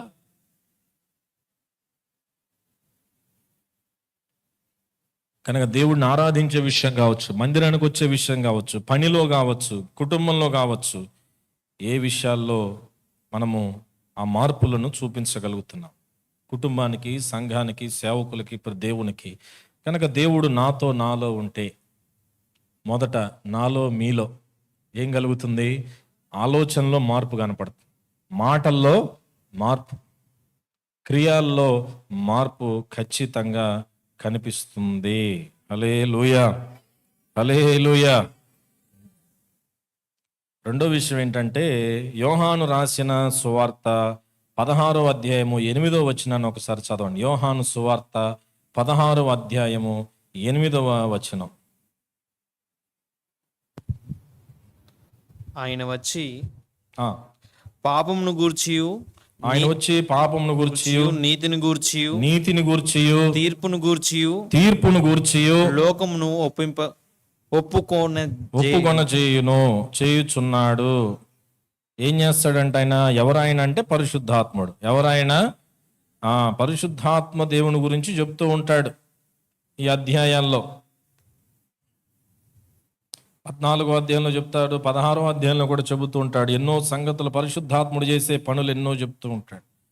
ఇక్కడ 16:8 మనం చూస్తున్నాం ఏంటంటే, ఆయన వచ్చి, అంటే పరిశుద్ధాత్ముడు మన లోనికి వచ్చి పాపమును గురించి, నీతిని గురించి, తీర్పును గురించి లోకమును ఏం చేస్తాడంట? ఆయన చేస్తాడంట. ఒప్పుకునేటట్లుగా చేస్తూ ఉంటాడు దేవుడు. రెండో విషయం నేనేం చెప్పాలన్నా అంటే మనస్సాక్షి. రెండోది ఏంటంటే మనస్సాక్షిలో సున్నితత్వం. మనస్సాక్షిలో సున్నితత్వం.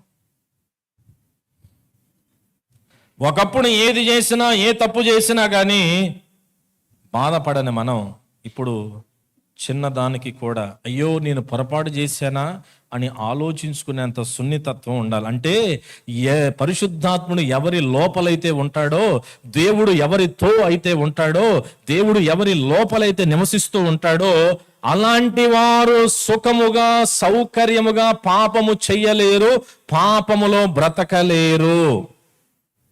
అండి, నా మాట అర్థమైందా? దేవుడు నాతో ఉన్నాడు, నా లోపల దేవుడు ఉన్నాడు, పరిశుద్ధాత్ముడు ఉన్నాడని నువ్వు నమ్మితే మన మనస్సాక్షి ఎట్లా ఉంటుందంటే సుఖముగా సౌకర్యవంతంగా స్వేచ్ఛగా పాపము మనం చెయ్యలేం. పాపములో అంత స్వేచ్ఛగా మనం బ్రతకలేము, ఉండలేం పాపంలో. దావీదు పాపం చేసిన తర్వాత సంవత్సరం మౌనంగా ఉన్నాడు. ఎంతవరకు ఉన్నాడండి? ఎవరితో పాపం చేశాడు దావీదు గారు? బెత్షెబాతో పాపం చేశాడు. వాళ్ళిద్దరికి ఎవరు పుట్టారు? బాబు పుట్టాడు. ఎవరు పుట్టారు? బాబు పుట్టాడు. పాపం చేసినది మొదలుకొని బాబు పుట్టినప్పుడు, అనగా నాతాన్ అప్పుడే వచ్చాడు. అంటే ఎంతకాలం అయింది అప్పుడు? ఇంకా పైనే. ప్రెగ్నెంట్ అయిందా? ఎన్ని నెలలు? ఏంటంటే అడుగుతారా అందరూ? 9 నెలలు. కనిందిగా మొత్తం 1 year. 1 year లేదా 12 నెలలు 13 నెలలు అయిందో మనకు తెలియదు, 10 నెలలు అయిందో. అయితే సంవత్సరం పాటు దావీదు తన పాపాన్ని గురించి దేవుని దగ్గర ఏం చేయలేకపోయాడు? రోదన చేయలా, ప్రార్థన చేయలా. అందుకే దావీదు అన్నాడు 51వ కీర్తనలో, అయ్యో నేను రక్షణ ఆనందాన్ని ఏం అన్నాడు? పోగొట్టుకున్నాను, పరిశుద్ధాత్మను నేను పోగొట్టుకున్నాను అన్నాడు. పరిశుద్ధాత్ముడు లోపల లేకపోతే నువ్వు సంవత్సరం కాదయ్యా, 10 సంవత్సరాలైన, ఒక దశాబ్దం, ఒక శతాబ్దమైనా కానీ అదే పాపంలో ఆనందిస్తూ ఉంటావు. దావీదు 1 సంవత్సరం పాటు పాపాన్ని ఒప్పుకోకుండా నాకెందుకు ఈ బతుకు, నేను దేవుడిని వదిలేశాను అని అట్లానే రాయిలాగా మారిపోయాడు. 1 year అదే పాపంలో బ్రతుకుతూ వచ్చాడు. దేవుణ్ణి ఎదుర్కోలేకపోయాడు, దేవుని దగ్గర ఒప్పుకోలేకపోయాడు. కానీ ఎప్పుడైతే నాతాను వచ్చాడు, అదే నేను అనేది, దేవుడు తన పరిశుద్ధులని చిరకాలము పాపంలోనే బ్రతికేటట్లుగా ఉండనివ్వడు. వాళ్ళని గుచ్చుతాడు, లాగటానికి ప్రయత్నం చేస్తాడు. ఇప్పుడు ఆ పరిశుద్ధుడైన దావీదు కూడా పాపంలో పడిపోయాడు, మౌనంగా ఉండిపోయాడు. ఎందుకు మౌనంగా ఉన్నా అంటే, నేను ఎంత దుర్మార్గుడిని, ఎంత దోషిని, ఎంత దుర్మార్గుడిని, దేవుణ్ణి ఎదుర్కోగలనా, ఆయన నన్ను క్షమిస్తాడని ఒక అపరాధ భావంతో అన్నీ కోల్పోయాడు. రక్షణానందం కోల్పోయాడు, మరియు స్తుతించే నాలుకను కోల్పోయాడు, దేవుని సన్నిధి కోల్పోయాడు, పరిశుద్ధాత్మ కోల్పోయాడు, ఉత్సాహాన్ని కోల్పోయాడు, నిమ్మలమైన మనసును కోల్పోయాడు.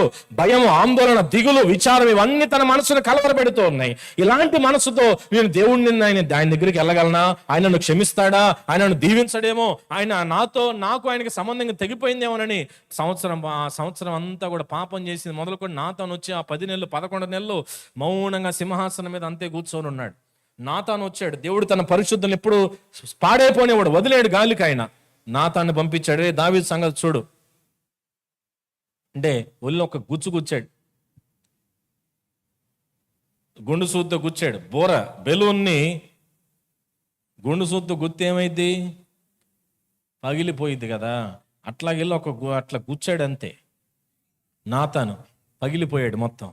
ఆ లోపలున్న బాధ, వేదన అవంతా కూడా పశ్చాత్తాప గుండె లోతు నుంచి దావీదు గారికి తన్నుకుంటూ వచ్చి, అయ్యా నేను ఇవన్నీ కోల్పోయానయ్యా, ఈ సంవత్సరం పాటు ఇంత నరకంలో నేను బ్రతుకుతున్నాను 51వ కీర్తన రాశాడు. అన్నలు, అక్కలు, తమ్ముళ్ళు, చెల్లెళ్ళు, పరిశుద్ధాత్మ దేవుడు నీలో ఉన్నాడు, నాతో ఉన్నాడు దేవుడు అంటే నీ మనస్సాక్షి ఎప్పుడు సున్నితంగా ఉంటుంది. ఎట్లా ఉంటుంది చెప్పండి? నేను జస్ట్ మా ఓడి వైపు, మా పిల్లల వైపు గట్టిగా అరిసిన ఒక మావోడు అనుకోండి, ఏయ్ అనగానే అనుకుంటూ వెళ్ళిపోతాడు, చిన్నగా వెళ్ళిపోతాడు, ఏడుస్తాడు లోపలికి వెళ్ళి. మా అమ్మాయిని అరిసాను అనుకో, ఏంటి అద్విత అంటే అని మెలకుండా దుప్పటేసుకొని, లేదులేమ్మంటే నువ్వు నన్ను అరిసావు. ఇప్పుడు మొదలుపెట్టింది అలగటం. మావాడు పాపం ఏడుస్తా మొదలు పెడతాడు, బాధపడతాడు. అంటే ఆ మనసు ఉండాలి మనకి. పాపం చేసినప్పుడు వెంటనే బాధ. ఇప్పుడు వాడిన అంకిత్ నరవంగానే వెంటనే వాడికి ఏడుపు వచ్చింది. కొంతమంది చూడండి, ఎంత అరిసినా తిట్టు, ఇంకా నన్ను తిట్టు, ఎంత తిట్టినా ఎంత కొట్టినా. సెవెంత్ క్లాస్ నేను చదివేటప్పుడు ఒకడు ఉండేవాడు, పేరు కూడా మర్చిపోయా. వాడిని మామూలు భాషలో చదువుతున్నా, కుక్కని కొట్టినా కానీ అంటాడు. వీడు ఏడ దొరికాడరా బాబు. ఎప్పుడైనా కోపం వస్తే వాడిని కొడతా ఉంటాం. ఎందుకు వాడికి ఏడుపు రాదు, నొప్పి రాదు కదా. కోపం అంతా వాడి మీద తీర్చుకోవచ్చు అనమాట. వాడు కూడా కొట్టిరా, నాకేం కాదు, కొట్టిరా అంటాడు.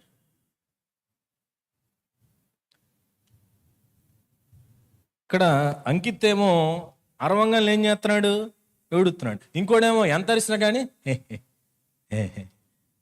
నన్ను తిట్టు, ఇంకా ఏం శరణం ఉండదు.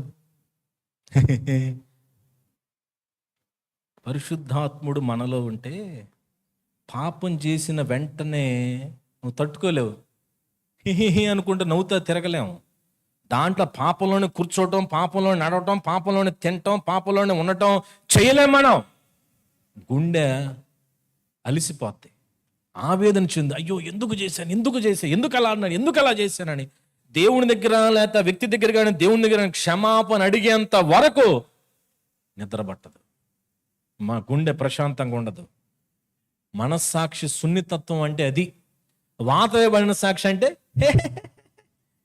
ఏమనిపించదు నాకు. ఎంత తిట్టినా, ఎంత పాపం చేస్తున్నా కానీ ఏమైపోయింది? మనస్సాక్షి వాత వేయబడింది. ఏమైంది చెప్పండి? వాత వేయబడింది. అలవాటైపోయింది కనుక ఏది చేసినా కానీ మనసు స్పందించదు. అలాంటి స్థితిలో నువ్వు ఉంటే నువ్వు దేవుడు నీతో ఉన్నాడని ఎలా నువ్వు చెప్పగలవు? పాపం విషయంలో సున్నితత్వం ఉందా? ఎన్ని సంవత్సరాలు ఒకే పాపంలో బ్రతుకుతున్నావు? ఒకే విధమైన మనస్సాక్షితో ఎన్ని సంవత్సరాలు బ్రతుకుతున్నావు? దాన్ని ఒప్పుకోకుండా, విడిచిపెట్టకుండా, దాంట్లోనే ఆనందిస్తూ ఎన్నిసార్లు వాక్యం ద్వారా దేవుడు హెచ్చరిస్తున్నా దాని నుంచి బయటికి రాకుండా ఎన్ని సంవత్సరాలు ఉంటే ఇప్పుడు నీ సున్నితంగా ఉందా, వాత వేయబడి ఉందా? మెత్తని మనస్సాక్ష, బండరాయి లాంటి మనస్సాక్ష. మరి ఇప్పుడు దేవుడు నీతో ఉన్నాడా? పరిశుద్ధాత్మ లోపల పనిచేస్తున్నట్లా, ఆయన ఆత్మ ఆ దీపాన్ని ఆర్పేసినట్లా.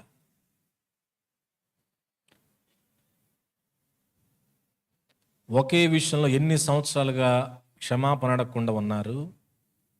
ఒకే విషయంలో మార్పు చెందకుండా పరిశుద్ధాత్మ దేవుడు లోపల ఒప్పుకో, విడిచిపెట్టు, ఎందుకు అలా ఉంటున్నావు, ఎందుకు ఇలా చేస్తున్నాను, లోపల నుంచి దేవుడు సేవకుల ద్వారా, పిల్లల ద్వారా, వాళ్ళ ద్వారా, వీళ్ళ ద్వారా, పాటల ద్వారా, సంఘం ద్వారా, ఎవరొకరి ద్వారా దేవుడు మాట్లాడుతూనే ఉంటాడు. ఎవరొకరి ద్వారా దేవుడు హెచ్చరిస్తూనే ఉంటాడు. అయినా కానీ వాటిని అని అనుకుంటూ, నవ్వుకుంటూ మళ్ళీ అలానే వెళ్ళిపోతుంటే మనస్సాక్షిలో సున్నితత్వం ఉందని ఎలాగనగలుగుతాం? పరిశుద్ధాత్ముడు నా లోపలే ఉన్నాడని ఎలా నువ్వు ధైర్యంగా పాడగలుగుతావు, చెప్పగలుగుతావు? దేవుడు నీతో ఉన్నాడా, నీ లోపల ఉంటున్నాడా అంటానికి మొదటి రుజువు ఏంటంటే, గతం ఏమవుతా ఉంటుంది? నిదానంగా మారుతూ ఉంటుంది. గతంలోని అలవాట్లు, ప్రవర్తన ప్రస్తుతం ఏమవుతా ఉంటాయి? అవన్నీ చెప్పండి, మారుతూ ఉంటాయి, మారుతూ ఉంటాయి, మార్పు చెందుతూ ఉంటాయి. దేవుడు నీ లోపల ఉన్నాడు అని నీకు అనిపిస్తుందంటే, అది నువ్వు చెప్తున్నావంటే మనస్సాక్షి ఎట్లా ఉండాలి? సున్నితంగా ఉండాలి. ఎలా ఉండాలి చెప్పండి? రాయిలాగా ఉండకూడదు. సున్నితత్వం, ఒప్పుకోవటం, విడిచిపెట్టడం, క్షమాపణ చెప్పటం, క్షమాపణ అడగటం, దేవుని దగ్గర ఏడవటం, సమాధాన పడటం, ఇవన్నీ ఉండాలి. మూడోది యెషయా గ్రంథం 26వ అధ్యాయం 3వ వచనం, 26:3, యెషయా 26:3.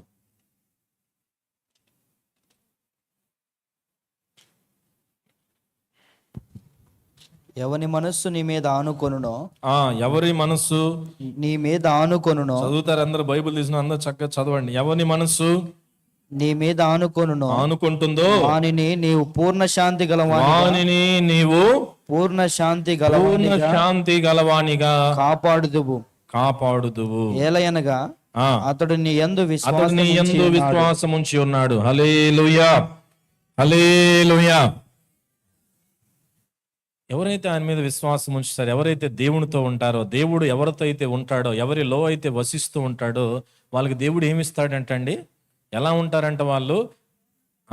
మూడవది ఏంటంటే మనశ్శాంతి ఉంటుంది వాళ్ళు. ఏముంటదమ్మా చెప్పండి గట్టిగా, ఏముంటుంది వాళ్ళు?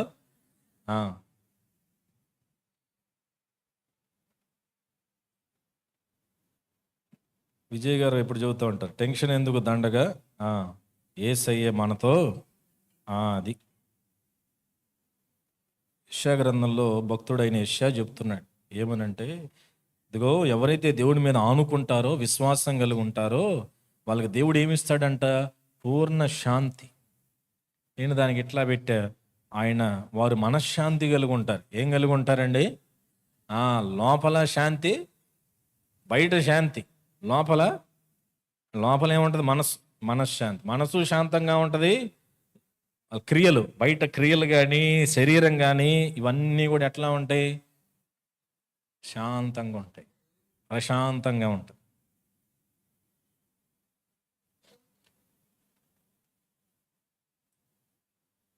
ఒకసారి శాంతి గారు అంటే మిస్సెస్ విజయ్ గారు ఒక విషయాన్ని మాతో పంచుకుంటూ ఇలా అన్నారు. ఆమెకు ఒకసారి ఏదో టైఫాయిడ్, జాండీస్ ఏదో మొత్తానికి ఏదో వచ్చింది 10-15 సంవత్సరాల క్రితం. ఎప్పుడో సంగతి, 20 సంవత్సరాల క్రితం అయి ఉండొచ్చు. వాళ్ళిద్దరు డాక్టర్లే కదా, ట్రీట్మెంట్ జరుగుతూ ఉంది. అయితే ఇంకా అక్కడ వర్కౌట్ అవ్వట్లా. హాస్పిటల్లో జాయిన్ అవ్వమంటే జాయిన్ అయ్యారు. బాగా సీరియస్ అయిపోతాం. శాంతి గారికి బాగా విపరీతంగా ఆరోగ్యం పాడైపోతుంది. శరీరం కోలుకోవడానికి బదులుగా ఇంకా పడిపోతూ ఉంది అన్ని విషయాల్లో. అయితే విజయ్ గారంట, ఆయన ఏమి మామూలు జనరల్గా మరి ఏదన్నా జరిగిపోతే ఎట్లా ఉంటుంది చెప్పండి మనం? అప్పుడు దాకా మెట్లు ఎక్కాలంటే ఉండే కాలు నొప్పులు అలాంటి సమయంలో ఏమైపోతాయి? మొత్తం పోతాయి. 10 సార్లు ఎక్కుతాం, దిగుతాం. ఎందుకని? టెన్షన్. ఎందుకని చెప్పండి? టెన్షన్. ఏం కోల్పోతాం ఆ సమయంలో మనం? ఇప్పుడు పాయింట్ ఏమనుకుంటున్నాం మనం? మనశ్శాంతి. అలాంటి సమయంలో ఏమైపోతుంది? హాస్పిటల్లో ప్రశాంతం, మనశ్శాంతి అని అనగలుగుతామా? డాక్టర్ చెప్పా నీకేం తెలియదులే పోవా అని డాక్టర్ని కూడా అంట అవసరం అయితే. ప్రశాంతంగా ఉండలే. విజయ్ గారు ఆయన ఏమి కంగారు పడడం, అలానే కుర్చీలో కూర్చొని ఉన్నాడంట. ఆమెను నడవలేని పరిస్థితుల్లో ఆటోలో ఎక్కించుకొని వెళ్తున్నారంట. అప్పుడు కూడా ఆయన ఏమీ మాట్లాడకుండా మౌనంగా అంతే, ఒక ఏమంటారు దాన్ని, ఏదో మడత కుర్చీ ఏదో వెనక్కి పడుకున్నట్టుగా ఉంటుంది కదా, అలాంటి కుర్చీ ఒకటి చెట్టు కింద వేసుకొని ఆటోలో వెళ్తుంటే అలా చూస్తా అలా మౌనంగా ఉన్నాడు. ఇప్పుడు ఆంటీకి బాగా కోపం వచ్చిందండి. అసలు ఈయన మనిషేనా? నేను ఇంత బాధలో ఉండి నడవలేని స్థితిలో నన్ను ఆటోలో పడేసుకొని పోతుంటే కనీసం ఏడుస్తున్నట్టు కానీ కంగారు పడుతున్నట్టు కానీ ఏమీ లేదు. అసలు ఏంటి నా మీద ప్రేమ ఉందా? అసలు మనిషేనా ఏంటి? హృదయం ఆమె ఎంతో పాప. చూసారా, భార్య ఏ పరిస్థితిలో ఉన్నా కానీ భర్తను మాత్రం ఒక చూపు అంతేలేండి. ఎందుకంటే ప్రమాణం చేస్తారుగా, కలిమైందైనా అని ఆమె అంతే పాపం ఓపిక లేకపోయినా తిట్టుకుంటా అంతే ఆటోలో వెళ్ళిపోయిందండి. ఆయన ఆ బాధ చూడటం నాకు చేత కాదు, నా వల్ల కాదని అక్కడే కుర్చీలో కూర్చొని అట్లానే ఆ రోజంతా కూడా ప్రార్థన చేస్తూనే ఉన్నాడండి. సుమారు వారం రోజుల్లోనూ ఆ 20 రోజులు లేకపోతే నెలలోపు హాస్పిటల్ ఈ ట్రీట్మెంట్ ఇవంతా జరుగుతూ వచ్చినప్పుడు ఆయన ఆ బాధలో సరిగ్గా అన్నం కూడా తినకుండా శాంతి గారి కొరకు ప్రార్థన, బయటికి ఎవరికి కనపట్ల ఆయన బాధ ఏమీ లేదు, అసలు చలనం లేని మనిషిలాగా బండరాయిలాగా ఉన్నాడేనని అందరూ అనుకుంటున్నారు. కానీ ఆమె మళ్ళీ ఆరోగ్యంగా ఇంటికి తిరిగి వచ్చేలోపు ఆయన 10 కేజీలు తగ్గిపోయాడు. సరిగ్గా అన్నం తినక దేవుని దగ్గర ప్రార్థన చేసి,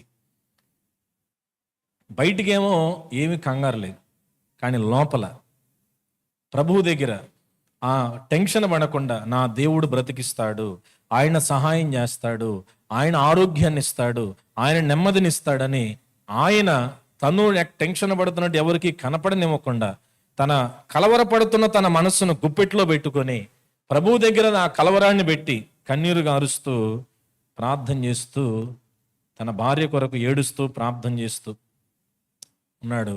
ఆమె ఆరోగ్యంగా తిరిగి వచ్చింది. ఆమె తిరిగి వచ్చేసరికి ఈయన 10 కిలోలు తగ్గిపోయి ఉన్నాడంట. ఆయన ఎందుకు అంత కలవరపడలేదండి? ఆయనకు తెలుసు దేవుడు తప్పకుండా మాకు సహాయం చేస్తాడు. ఎందుకు నేను టెన్షన్ పడాలి? నేను హడావుడి పడి ఏం చేస్తాను? కనుక దేవుడు మనతో ఉంటే మనం ఏ పరిస్థితుల్లోనైనా కానీ ఎలా ఉంటాం చెప్పండి? ప్రశాంతంగా ఉంటాం, మనశ్శాంతిగా ఉండగలుగుతాం. ప్రైజ్ ది లార్డ్, హల్లెలూయా. దేవుడు మనతో ఉంటే మన మనసు ఎప్పుడు నిలకడగా ఉంటుంది. ఎట్లా ఉంటుంది? దానియేలు గ్రంథంలో భక్తులు మనం చూస్తాం. ఆ 3వ అధ్యాయంలోను 6వ అధ్యాయంలోను, 3వ అధ్యాయంలోనూ షడ్రక్ మేషక్ అబేద్నెగో కనపడతారు, 6వ అధ్యాయంలోనూ దానియేలు కనపడతాడు. అటు 3వ అధ్యాయంలో కానీ ఇటు 6వ అధ్యాయంలో కానీ అధ్యాయాలు చెప్పిన తర్వాత మీరు చదవచ్చు ఉన్న సమయాన్ని బట్టి. వాళ్ళనేమో ప్రతిమకు మొక్కనందుకు అగ్నిలో పడేశారు, ఈయన్నేమో ప్రార్థన చేస్తున్నందుకు తీసుకెళ్ళి సింహాల బోన్లో వేశారు. వేసినప్పుడు వాళ్ళ నలుగురిలో ఒక్కళ్ళైనా టెన్షన్ పడినట్లు ఒక వచనమైన రాయబడిందా చెప్పండి? ఏమండి, మనకి చిన్న సమస్య వస్తేనే అయ్యో దేవుడు ఎందుకు ఇలా చేశాడు, అసలు దేవుడు మర్చిపోయాడా, దేవుడు వదిలేశాడా, దేవుడు ఉన్నాడా, ఉన్నావా అని, ఉన్నావా ఉంటే ఎందుకు ఇలాగా అనే పాటలు రాసేస్తాం, పాడుతూ ఉంటాం. దేవుడు నీలో ఉన్నాడు అంటే నీ హృదయం ఎప్పుడు కూడా ఎలా ఉండాలి చెప్పండి? చెప్పండి, ఎలా ఉండాలి? ప్రశాంతం. ఎలా ఉండాలా?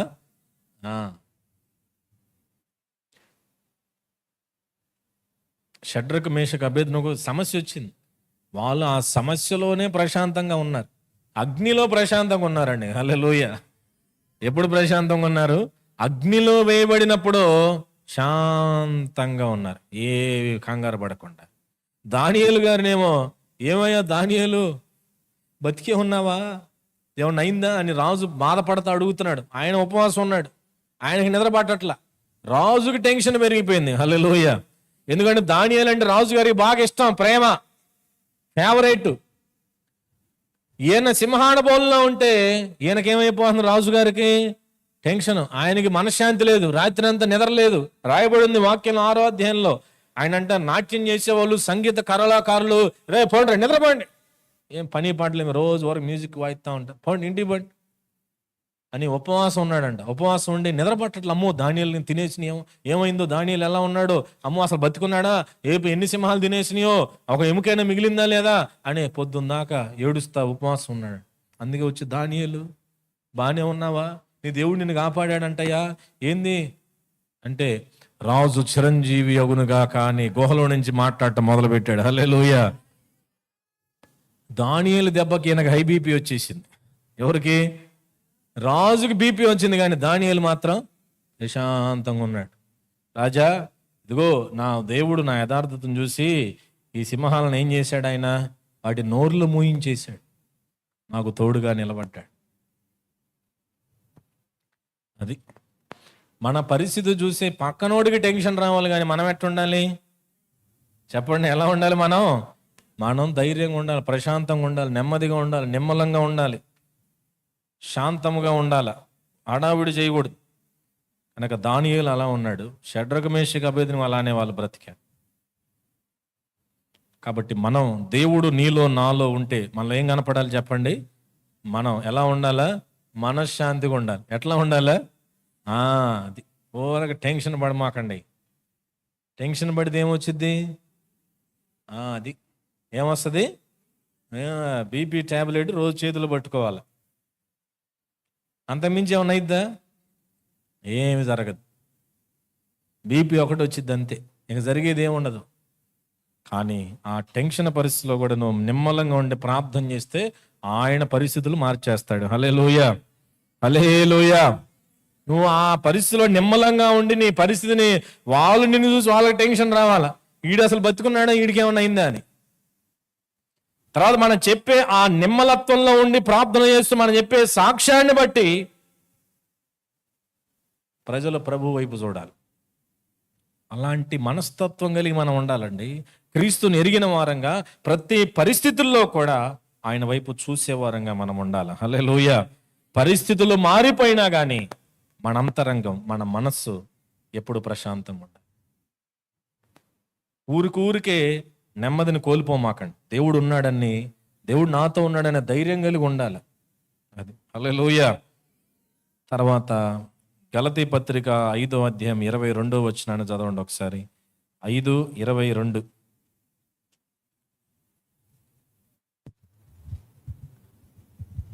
అయితే ఆత్మఫలమేమనగా, ఆత్మఫలం ఏంటంటే ప్రేమ. బాబు ఏ వచనం చదువుతున్నా? 23 చదువు. ఇట్టివారికి విరోధమైన, ఇట్టివారికి విరోధమైన నియమమేదియు లేదు. క్రీస్తు యేసు సంబంధులు శరీరమును దాని ఇచ్చలతోను దురాశలతోను సిలువ వేసి ఉన్నారు. హల్లెలూయా, హల్లెలూయా. 2 చేతులు చెప్పండి, బిగ్గరగా చెప్పండి. హల్లెలూయా. అది క్రీస్తు యేసు సంబంధులు అనగా క్రీస్తు సంబంధం కలిగిన వారు, క్రీస్తును లోపల కలిగిన వారు, యేసయ్యతో నివాసం చేసేవారు. వాళ్ళు ఎలాగ ఉంటారయ్యా అంటే, వాళ్ళంట లోకపు ఇచ్చలను, శరీరపు ఇచ్చలను, వాటి కోరికలన్నిటినీ కూడా వారు సిలువ వేసిన అనుభవం కలిగి ఉంటారంట. ఆమేన్, హల్లెలూయా, హల్లెలూయా. అది అంటే వాళ్ళు ఏం కలిగి ఉంటారంటే ఆత్మ ఫలమును కలిగి, శరీరమును తన ఆశలు, తన కోరికలు, తన ఇచ్చలన్నింటినీ కూడా సిలువ వేసిన అనుభవంతో వాళ్ళు ఉంటారు. అనగా వాళ్ళ క్యారెక్టర్లో మార్పు కనపడుతుంది. దేంట్లో మార్పు కనపడుతుందండి? క్యారెక్టర్ అంటే వారి స్వభావం. ఇక్కడ వారి స్వభావం. 4వది ఏంటంటే, మనం దేవుడు నాతో ఉంటే, నాతో ఉన్నాడంటానికి ఇంకొక 4వ రుజువు ఏంటయ్యా అంటే, మన స్వభావం ఏమవుతుంది అంట? మారుతుంది. మన స్వభావం ఏమవుతుంది? గతంలో ఎట్లాగా అంటే పైన చెప్పాడు. 19-20 వచనాలు మీరు తర్వాత చదవండి. 5వ అధ్యాయం 19-20లో 20, 19, 20, 21 3 వచనాల్లో గతాన్ని గురించిన వివరాలని చెప్పాడు. గత స్వభావాన్ని వివరించాడు. అయితే క్రీస్తు యేసు నీతో ఉన్నప్పుడు, నీలో ఉన్నప్పుడు మనలో ఏముండాలనేది 22వ వచనంలో చెప్పాడు. ప్రేమ, సంతోషం, సమాధానం, దీర్ఘశాంతం, దయాళుత్వం, మంచితనం, విశ్వాసం, సాత్వికం, ఆశా నిగ్రహం, ఇవన్నీ క్రీస్తును కలిగిన తర్వాత మనలో ఉండాలి. క్రీస్తును నమ్మిన తర్వాత నీలో, నాలో ఉండాలి. నేను క్రీస్తులో ఉన్నాను, క్రీస్తుతో ఉన్నానంట నీలో రుజువు. ఇంకోటి ఏంటంటే, నీ క్యారెక్టర్లో, మన స్వభావంలో మార్పులు కనపడాలి. క్రీస్తు యేసు స్వభావాన్ని ధరించిన వారంగా మనం మారిపోవాలి. హల్లెలూయా, హల్లెలూయా. అది క్రీస్తు యేసు స్వభావం. తిరిగి మళ్ళా గతాన్ని బట్టే ఉంటే పైకే కాదు మార్పు, పైకి కనపడటమే కాదు, లోపల మన స్వభావం ఒకటి ఉంటుంది. ఎవరికి కనపడిన మన అంతరంగం ఉంటుంది. ఎవరికి కనపడి మనలో క్యారెక్టరిస్టిక్స్, మన గుణాలు, అవి సుగుణాలుగా మార్చబడాలండి. అప్పుడే పరిమళ సువాసనగా సమాజంలో మనం ఉంటాం. ఆ సుగుణాలు మనలో మార్చబడాలి. ఆ ప్రేమ, ఒకప్పుడు ద్వేషించే మనసు ఇప్పుడు ఏమి ఉండాలి? మరి మా స్వభావానికి ఏం రావాలి? ఇప్పుడు ప్రేమించగలిగిన స్వభావం రావాల. ఒకప్పుడు జోబులోని తీయలేని మనసు, మరి ఇప్పుడు దాతృత్వంతో ఇవ్వగలిగిన మనసు రావాలి. ఒకప్పుడు ఓర్చుకోలేని మనసు, ఇప్పుడు మన స్వభావం ఎలా అంటే దీర్ఘశాంతం. ఎలాగా? దీర్ఘశాంతం, దయాళుత్వం. ఒకప్పుడు చెడుతనం, ఇప్పుడు క్రీస్తుతో నడుస్తున్నప్పుడు, క్రీస్తు నాలో ఉన్నప్పుడు, నాతో ఉన్నప్పుడు ఇప్పుడేంటి మరి? మంచితనం. ఇప్పుడేంటండి? మంచితనం. కనుక ఏ స్వభావం కలిగి మనం ఉన్నాం? మన స్వభావాలు మార్చబడుతున్నాయా? మరి ఇవేమి మారకుండా, ఇలాంటి ఏమి రుజువు, స్వభావంలో ఒక రుజువు, దేవుడు నాతో ఉన్నాడు, నాలో ఉన్నాడనే రుజువు లోకానికి చూపించకుండా, దేవుడు నాతోనే ఉన్నాడండి, నేను దేవునితో ఉన్నానండి, ఆయన నా లోపల ఉన్నాడంటే గ్యారెంటీ ఏంటి? నువ్వు దేవునితో కలిసి నడుస్తున్నావు అంటే రుజువు ఏంటి? లోకం కొరకు అన్ని అడ్జస్ట్మెంట్లు చేసుకుంటున్నాం, మనుషుల కొరకు అన్ని అడ్జస్ట్మెంట్లు చేసేస్తున్నాం, వాళ్ళ కొరకు వీళ్ళ కొరకు అన్ని మార్చుకుంటున్నాం. కానీ మన కొరకు ప్రాణం పెట్టి తిరిగి లేచి అన్ని సమస్తాన్ని సమకూరుస్తున్న దేవుని కొరకు మన స్వభావాన్ని మనం మార్చుకోలేకపోతున్నాం. కొంతమంది అడిగామంటే నేను ఇంతే, ఇంతేనా? అసలు మారు మనసు ఉందా? నేను ఇంతే అంటే రక్షించబడిన అనుభవం ఉందా?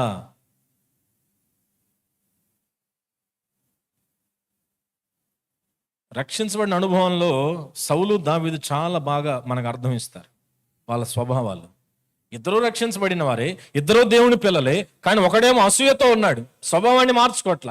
దైవజనుడు ద్వేషించినప్పటికీ కూడా, దేవుడు గద్దించినప్పటికీ కూడా, దేవుడు బుద్ధి చెప్పినప్పటికీ కూడా, దేవుడు నువ్వు మారాలి మార్చుకోవాలని చెప్పినప్పటికీ కూడా సౌలు దావీదుని చివరి వరకు ఏం చేస్తూ ఉన్నాడు చెప్పండి? తరుముతూనే ఉన్నాడు, ఒక సింహంలాగా, గొర్రె పిల్లని తరివినట్టుగా వేటాడుతూనే ఉన్నాడు, వేటగాడిలాగా. స్వభావంలో ఏం రాలేదు?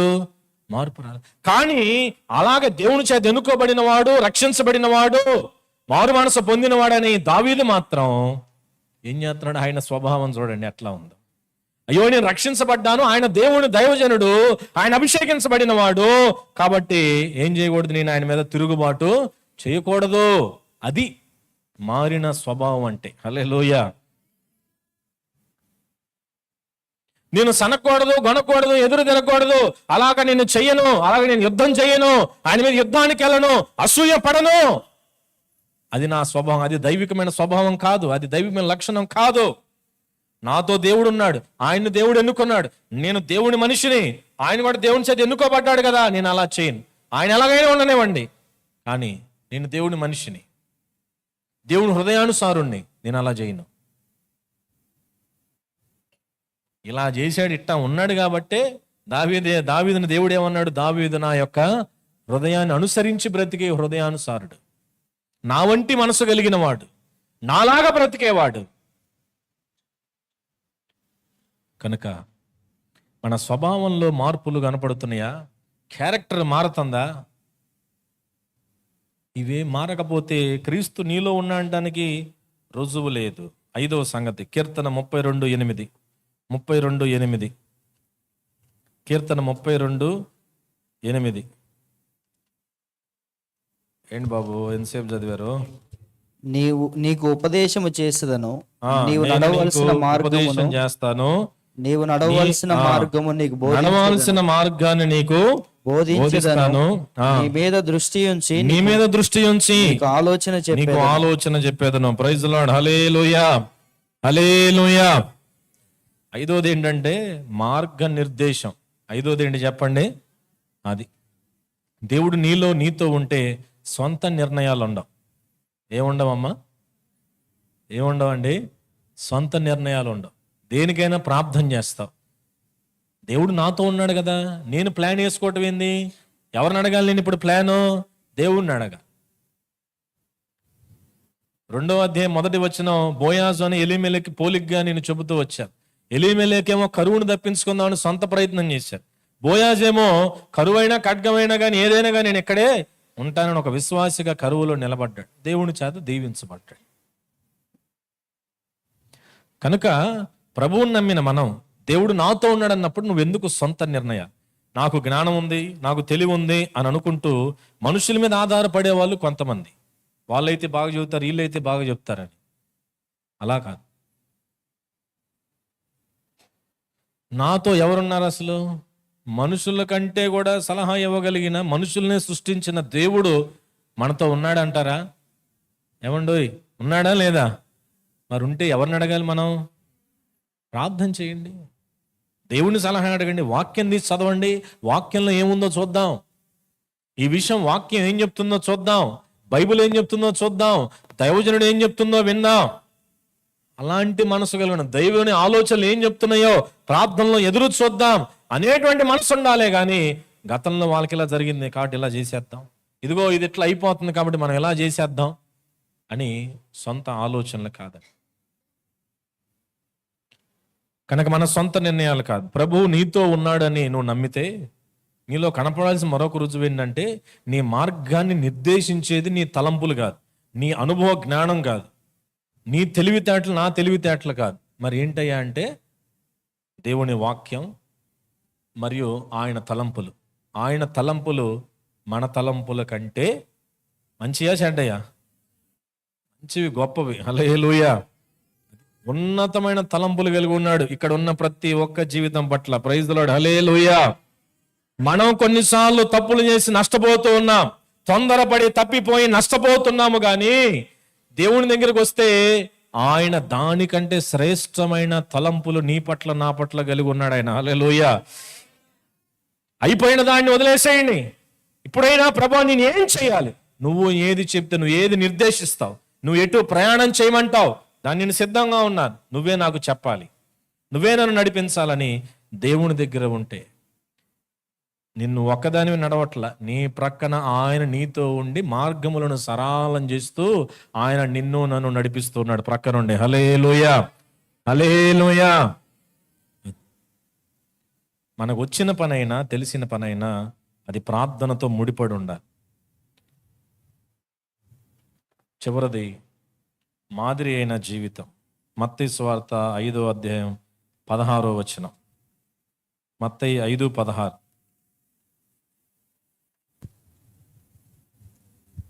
మనుషులు మీ సత్క్రియలను చూచి పరలోకమందున్న మీ తండ్రిని మహిమపరచునట్లు వారి ఎదుట మీకు వెలుగు ప్రకాశింపనీయుడి. అది మనుషులు మన సత్క్రియలు చూసి ఏం చేయాలంట?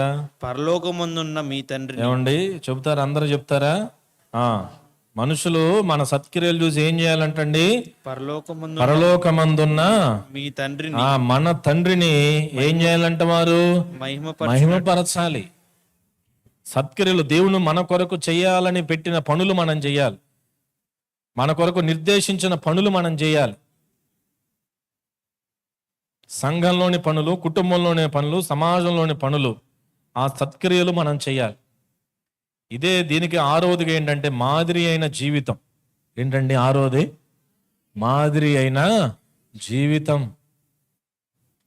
దేవుడు నీలో ఉంటే లోకానికి ఏం కనపడుతుంది? మాదిరి కనపడుతుంది. ఏం కనపడుతుంది లోకానికి? మాదిరి కనపడుతుంది. ఎలాంటి మాదిరికరమైన జీవితాన్ని మనం విడిచిపెడుతున్న లోకంలో మనుషులు మనం చేస్తున్న క్రియలను బట్టి దేవుణ్ణి మహిమపరచగలుగుతున్నారా? మనుషులు మనం చేస్తున్న పనులను బట్టి, మన మాటలను బట్టి, మన అనుదినం సంఘంలో కావచ్చు, కుటుంబంలో కావచ్చు, సమాజం అనగా మనం పని చేస్తున్న దగ్గర సొసైటీలో కావచ్చు, మనం చేస్తున్న పనులు, మనం తీసుకున్న నిర్ణయాలను బట్టి ఆహా వీరి దేవుడని వారు ఆయన్ని గణపరచగలుగుతున్నారా? ఆయన కొనియాడగలుగుతున్నారా? ఒకప్పుడు మిషనరీలు తీసుకున్న నిర్ణయం ఈరోజు భారతదేశానికి చదువు ఇచ్చింది. ఏం చేసింది? ఇప్పుడు ఇది మంచి నిర్ణయమే కాదా? ఎంతో మంది సాక్ష్యం చెబుతున్నారు, మేము మిషనరీ స్కూల్లో చదువుకున్నాం, వాళ్ళని బట్టి మేము దీవించబడ్డాం, ఆ స్కూల్లో మేము చదువుకున్నాం, వాళ్ళు హాస్పిటల్ కట్టారు, వాటిలో మాకు వైద్యం అందింది. ఇప్పుడు వాళ్ళు సత్క్రియలు అక్కడ ప్రదర్శించారు, సంఘంలోను సమాజంలోనూ ప్రదర్శించారు. వారిని బట్టి అక్కడ క్రీస్తు నామం ఏమైంది చెప్పండి? భారతదేశంలో గణపరచబడింది. మరి మనం తీసుకునే నిర్ణయాలు, మన మాదిరికరమైన జీవితాన్ని బట్టి సమాజం మన దేవుణ్ణి, మన క్రియలను ఘనపరుస్తున్నాయా? ఎలాంటి మాదిరికరమైన జీవితాన్ని మనం సంఘంలో, సమాజంలో మనం చూపించగలుగుతున్నాము? కనుక మన ముందు భక్తులు వారి మాదిరిని విడిచిపెట్టి వెళ్ళారు. కానీ ఇప్పుడు మనం ఉంటున్న సమాజంలో ఎలాంటి మాదిరి వదులుతున్నాం? మనం ఉంటున్న సంఘంలో ఎలాంటి మాదిరిని మనం చూపిస్తున్నాం? మన తోటి అన్నలకు, అక్కలకు, తమ్ముళ్ళకు, చెల్లెళ్ళకు, కాబోయే విశ్వాసులు కావచ్చు, లేకపోతే ప్రభువుని కొత్తగా నమ్మిన వారు కావచ్చు, ఎలాంటి మాదిరిని మనం చూపించగలుగుతున్నాము? మన మాటల కన్నా మన క్రియలు ఎంతవరకు అవి కరెక్ట్గా ఉంటున్నాయి అనేది ఒక్కసారి ఆలోచన చేయాలి. క్రీస్తు నీలో ఉంటే 6 విషయాలు మనలో కనపడాలి. ఇవేవి కనపడకపోయినా ఫస్ట్ పాయింట్ ఏంటంటే అసలు ప్రభువు నాతో ఉన్నాడా, నేను ఆయనతో ఉన్నానా అనేది ప్రశ్నించుకోవాలి. మొదటిది ఏంటంటే మనలో ఏం కనపడిద్దంట, చెప్పండి అని గట్టిగా చెప్పండి కొంచెం. ఆ, ఈ ఈ గుర్తుపెట్టుకున్నా బాగుంటుంది. మొదట ఏం కనపడిద్దండి, మనలో మార్పు కనపడిద్ది. రెండోది ఏమనుకున్నాము, క్రీస్తు మనలో ఉంటే మన మనస్సాక్షి ఎట్లా ఉంటుందంటే బండలాగా రాయిలాగా ఉండదు. మరి ఎట్లా ఉండిద్ది, సున్నితంగా ఉంటుంది, పాపములో ఉండలేదు. మూడోది దేవుడు నాలో ఉంటే ఎలా ఉంటాను, ఎప్పుడు కూడా నేను మనశ్శాంతిగా ఉంటాను, బాధలను బట్టి కంగారు పడను, సమస్యలను బట్టి దేవుడిని దూషించను, ప్రశాంతంగా ఉంటా, దేవుడి మీద ఆనుకుంటాను. నాలుగోది దేవుడు నాలో ఉంటే ఏం కనపడుతుంది, నా స్వభావంలో మార్పు, యాటిట్యూడ్, క్యారెక్టర్లో, గుణాల్లో మార్పు కనపడుతుంది, అంతరంగ మార్పు. ఐదోది దేవుడు నాలో ఉంటే నా మార్గాన్ని నిర్దేశించేది ఎవరు, దేవుడు, నేను కాదు. ఒకప్పుడు నాకు నచ్చినట్టు నడిచి అన్ని పోగొట్టుకున్నాం. ఇప్పుడు ఎవరి ప్రకారం నడవాలి, మరి ప్రభు ప్రకారం నడిస్తే మళ్ళా పొందుకోగలం. దేవుడు నాలో ఉంటే మనలో కనపడాల్సిన మరొక రుజువు ఏంటంటే, ఏం కనపడుతుందండి మనలో, మాదిరికరమైన జీవితం. ఆయన అప్పగించిన సత్క్రియలను భూమి మీద మనం చేస్తాం. ఎల్లప్పుడూ సొంత పనులే కాకుండా దేవుడు ఇచ్చిన పనులు, దేవుడు అప్పగించిన పనులు చేయడమే సత్క్రియలు.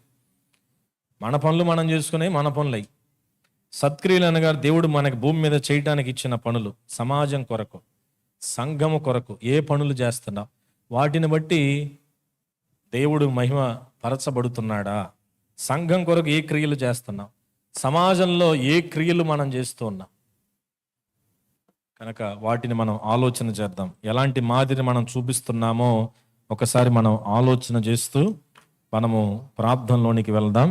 ప్రార్థన చేయబోయే ముందు మరి కానుకలు అర్పిస్తే, కానుకలు వేసిన తర్వాత, కానుక వేసి వెంటనే మనం ప్రశ్నించుకుంటూ ప్రార్థన చేసుకుందాం. కానుక వేసిన తర్వాత మనం ఒకసారి ప్రశ్నించుకుంటూ మన విన్నదాన్ని బట్టి మనము ప్రార్థన చేసుకుందాం.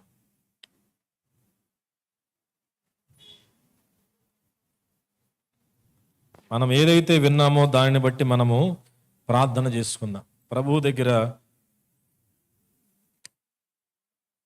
ప్రభు నీతో ఉంటే ఆ మార్పు మనలో ఎంతవరకు కనపడుతుంది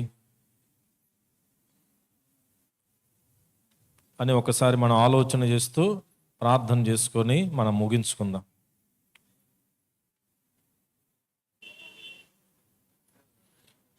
కానుక వేసిన వారు అలానే మోకరించి ప్రభు వైపు మనం చూద్దాం, ప్రార్థన చేద్దాం. కానుక వేస్తుంటే మీరు ఇంకా ప్రార్థన, దేవుడు నీలో ఉన్నాడు, నాతో ఉన్నాడు అనడానికి రుజువుగా రావాల్సిన మార్పు కనపడుతుందా జీవితంలో? మనస్సాక్షి సున్నితంగా ఉంటుందా? పాపం విషయంలో ఆనందించకుండా, మౌనంగా ఉండిపోకుండా ఒప్పుకొని విడిచిపెట్టగలిగిన మనసు మనలో ఉంటుందా? ప్రతి పరిస్థితుల్లో దేవుడు ఉంటే ఎందుకు కంగారు పడాలి అని మనశ్శాంతిగా ఉండగలుగుతున్నాం. ప్రతిదానికి కంగారు, అయ్యో దేవుడు అని వదిలేశాడా నన్ను, దేవుడు అసలు నాతో ఉన్నాడా, మరి ఎందుకు ఇలా జరిగింది అనేటువంటి కంగారులోకి పడిపోతున్నామా? ప్రభు ఉన్నాడులే, ఆయనే చూసుకుంటాడు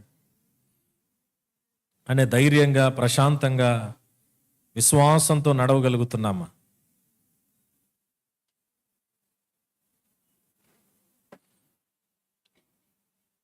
కానుక వేసిన వారు మౌనంగా ఉండకుండా ప్రార్థనలో ఉందాం. మనం ప్రభువు దగ్గర వేడుకుందాం, ప్రభువు దగ్గర సమాధాన పడదాం.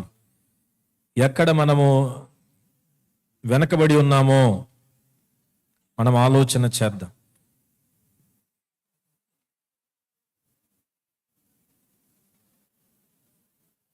ఎక్కడ వెనకబడి ఉన్నామో మనం ఆలోచన చేద్దాం.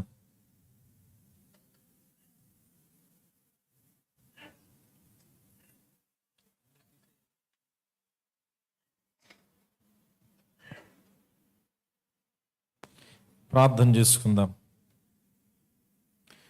మార్పు కలిగి ఉన్నామా? మనస్సాక్షి సున్నితంగానే ఉంటుందా లేదా మొద్దుబారిపోయినదా అని ప్రశ్నించుకుందాం. మన స్వభావంలో మార్పు కనపడుతుందా లేదా ఒకసారి మనం ఆలోచన చేద్దాం.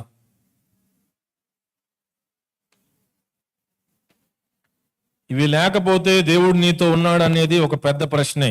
ఉన్నాడని అనుకోవటం నీ భ్రమ అవుతుంది.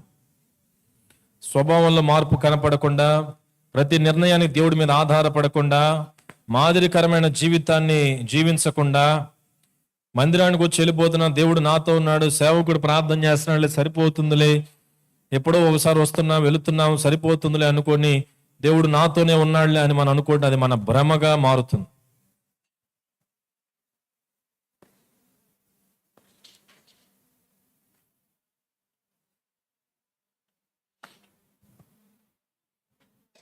ప్రార్థన చేసుకుందాం మనందరం.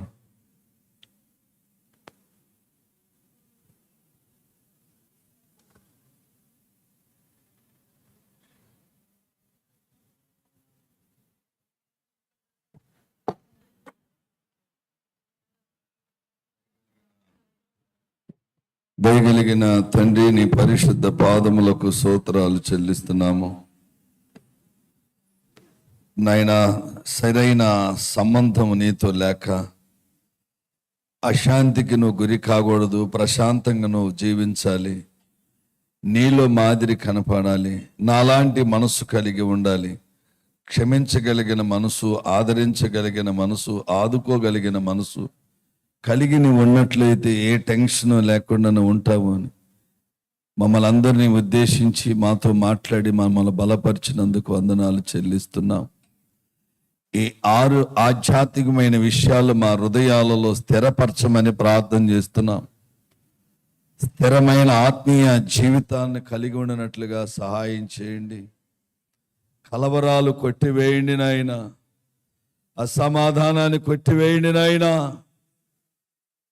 సాత్వికము కలిగిన వారముగా మేము ఉండినట్లుగా సహాయం చేయండి. మీ దాసుని నిలవబెట్టుకుని, పరిశుద్ధాత్ముడా, మీ దాసునితో మాతో మీరు మాట్లాడి బలపరిచినందుకు వందనాలు. అపవాది తంత్రములన్నీ కూడా యేసు నామములో బంధిస్తున్నాం.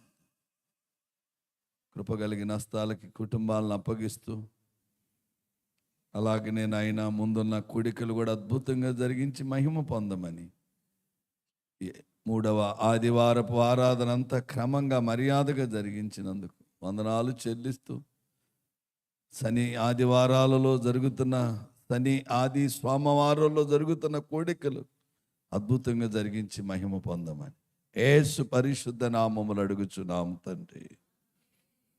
మంచిది, దీవెని.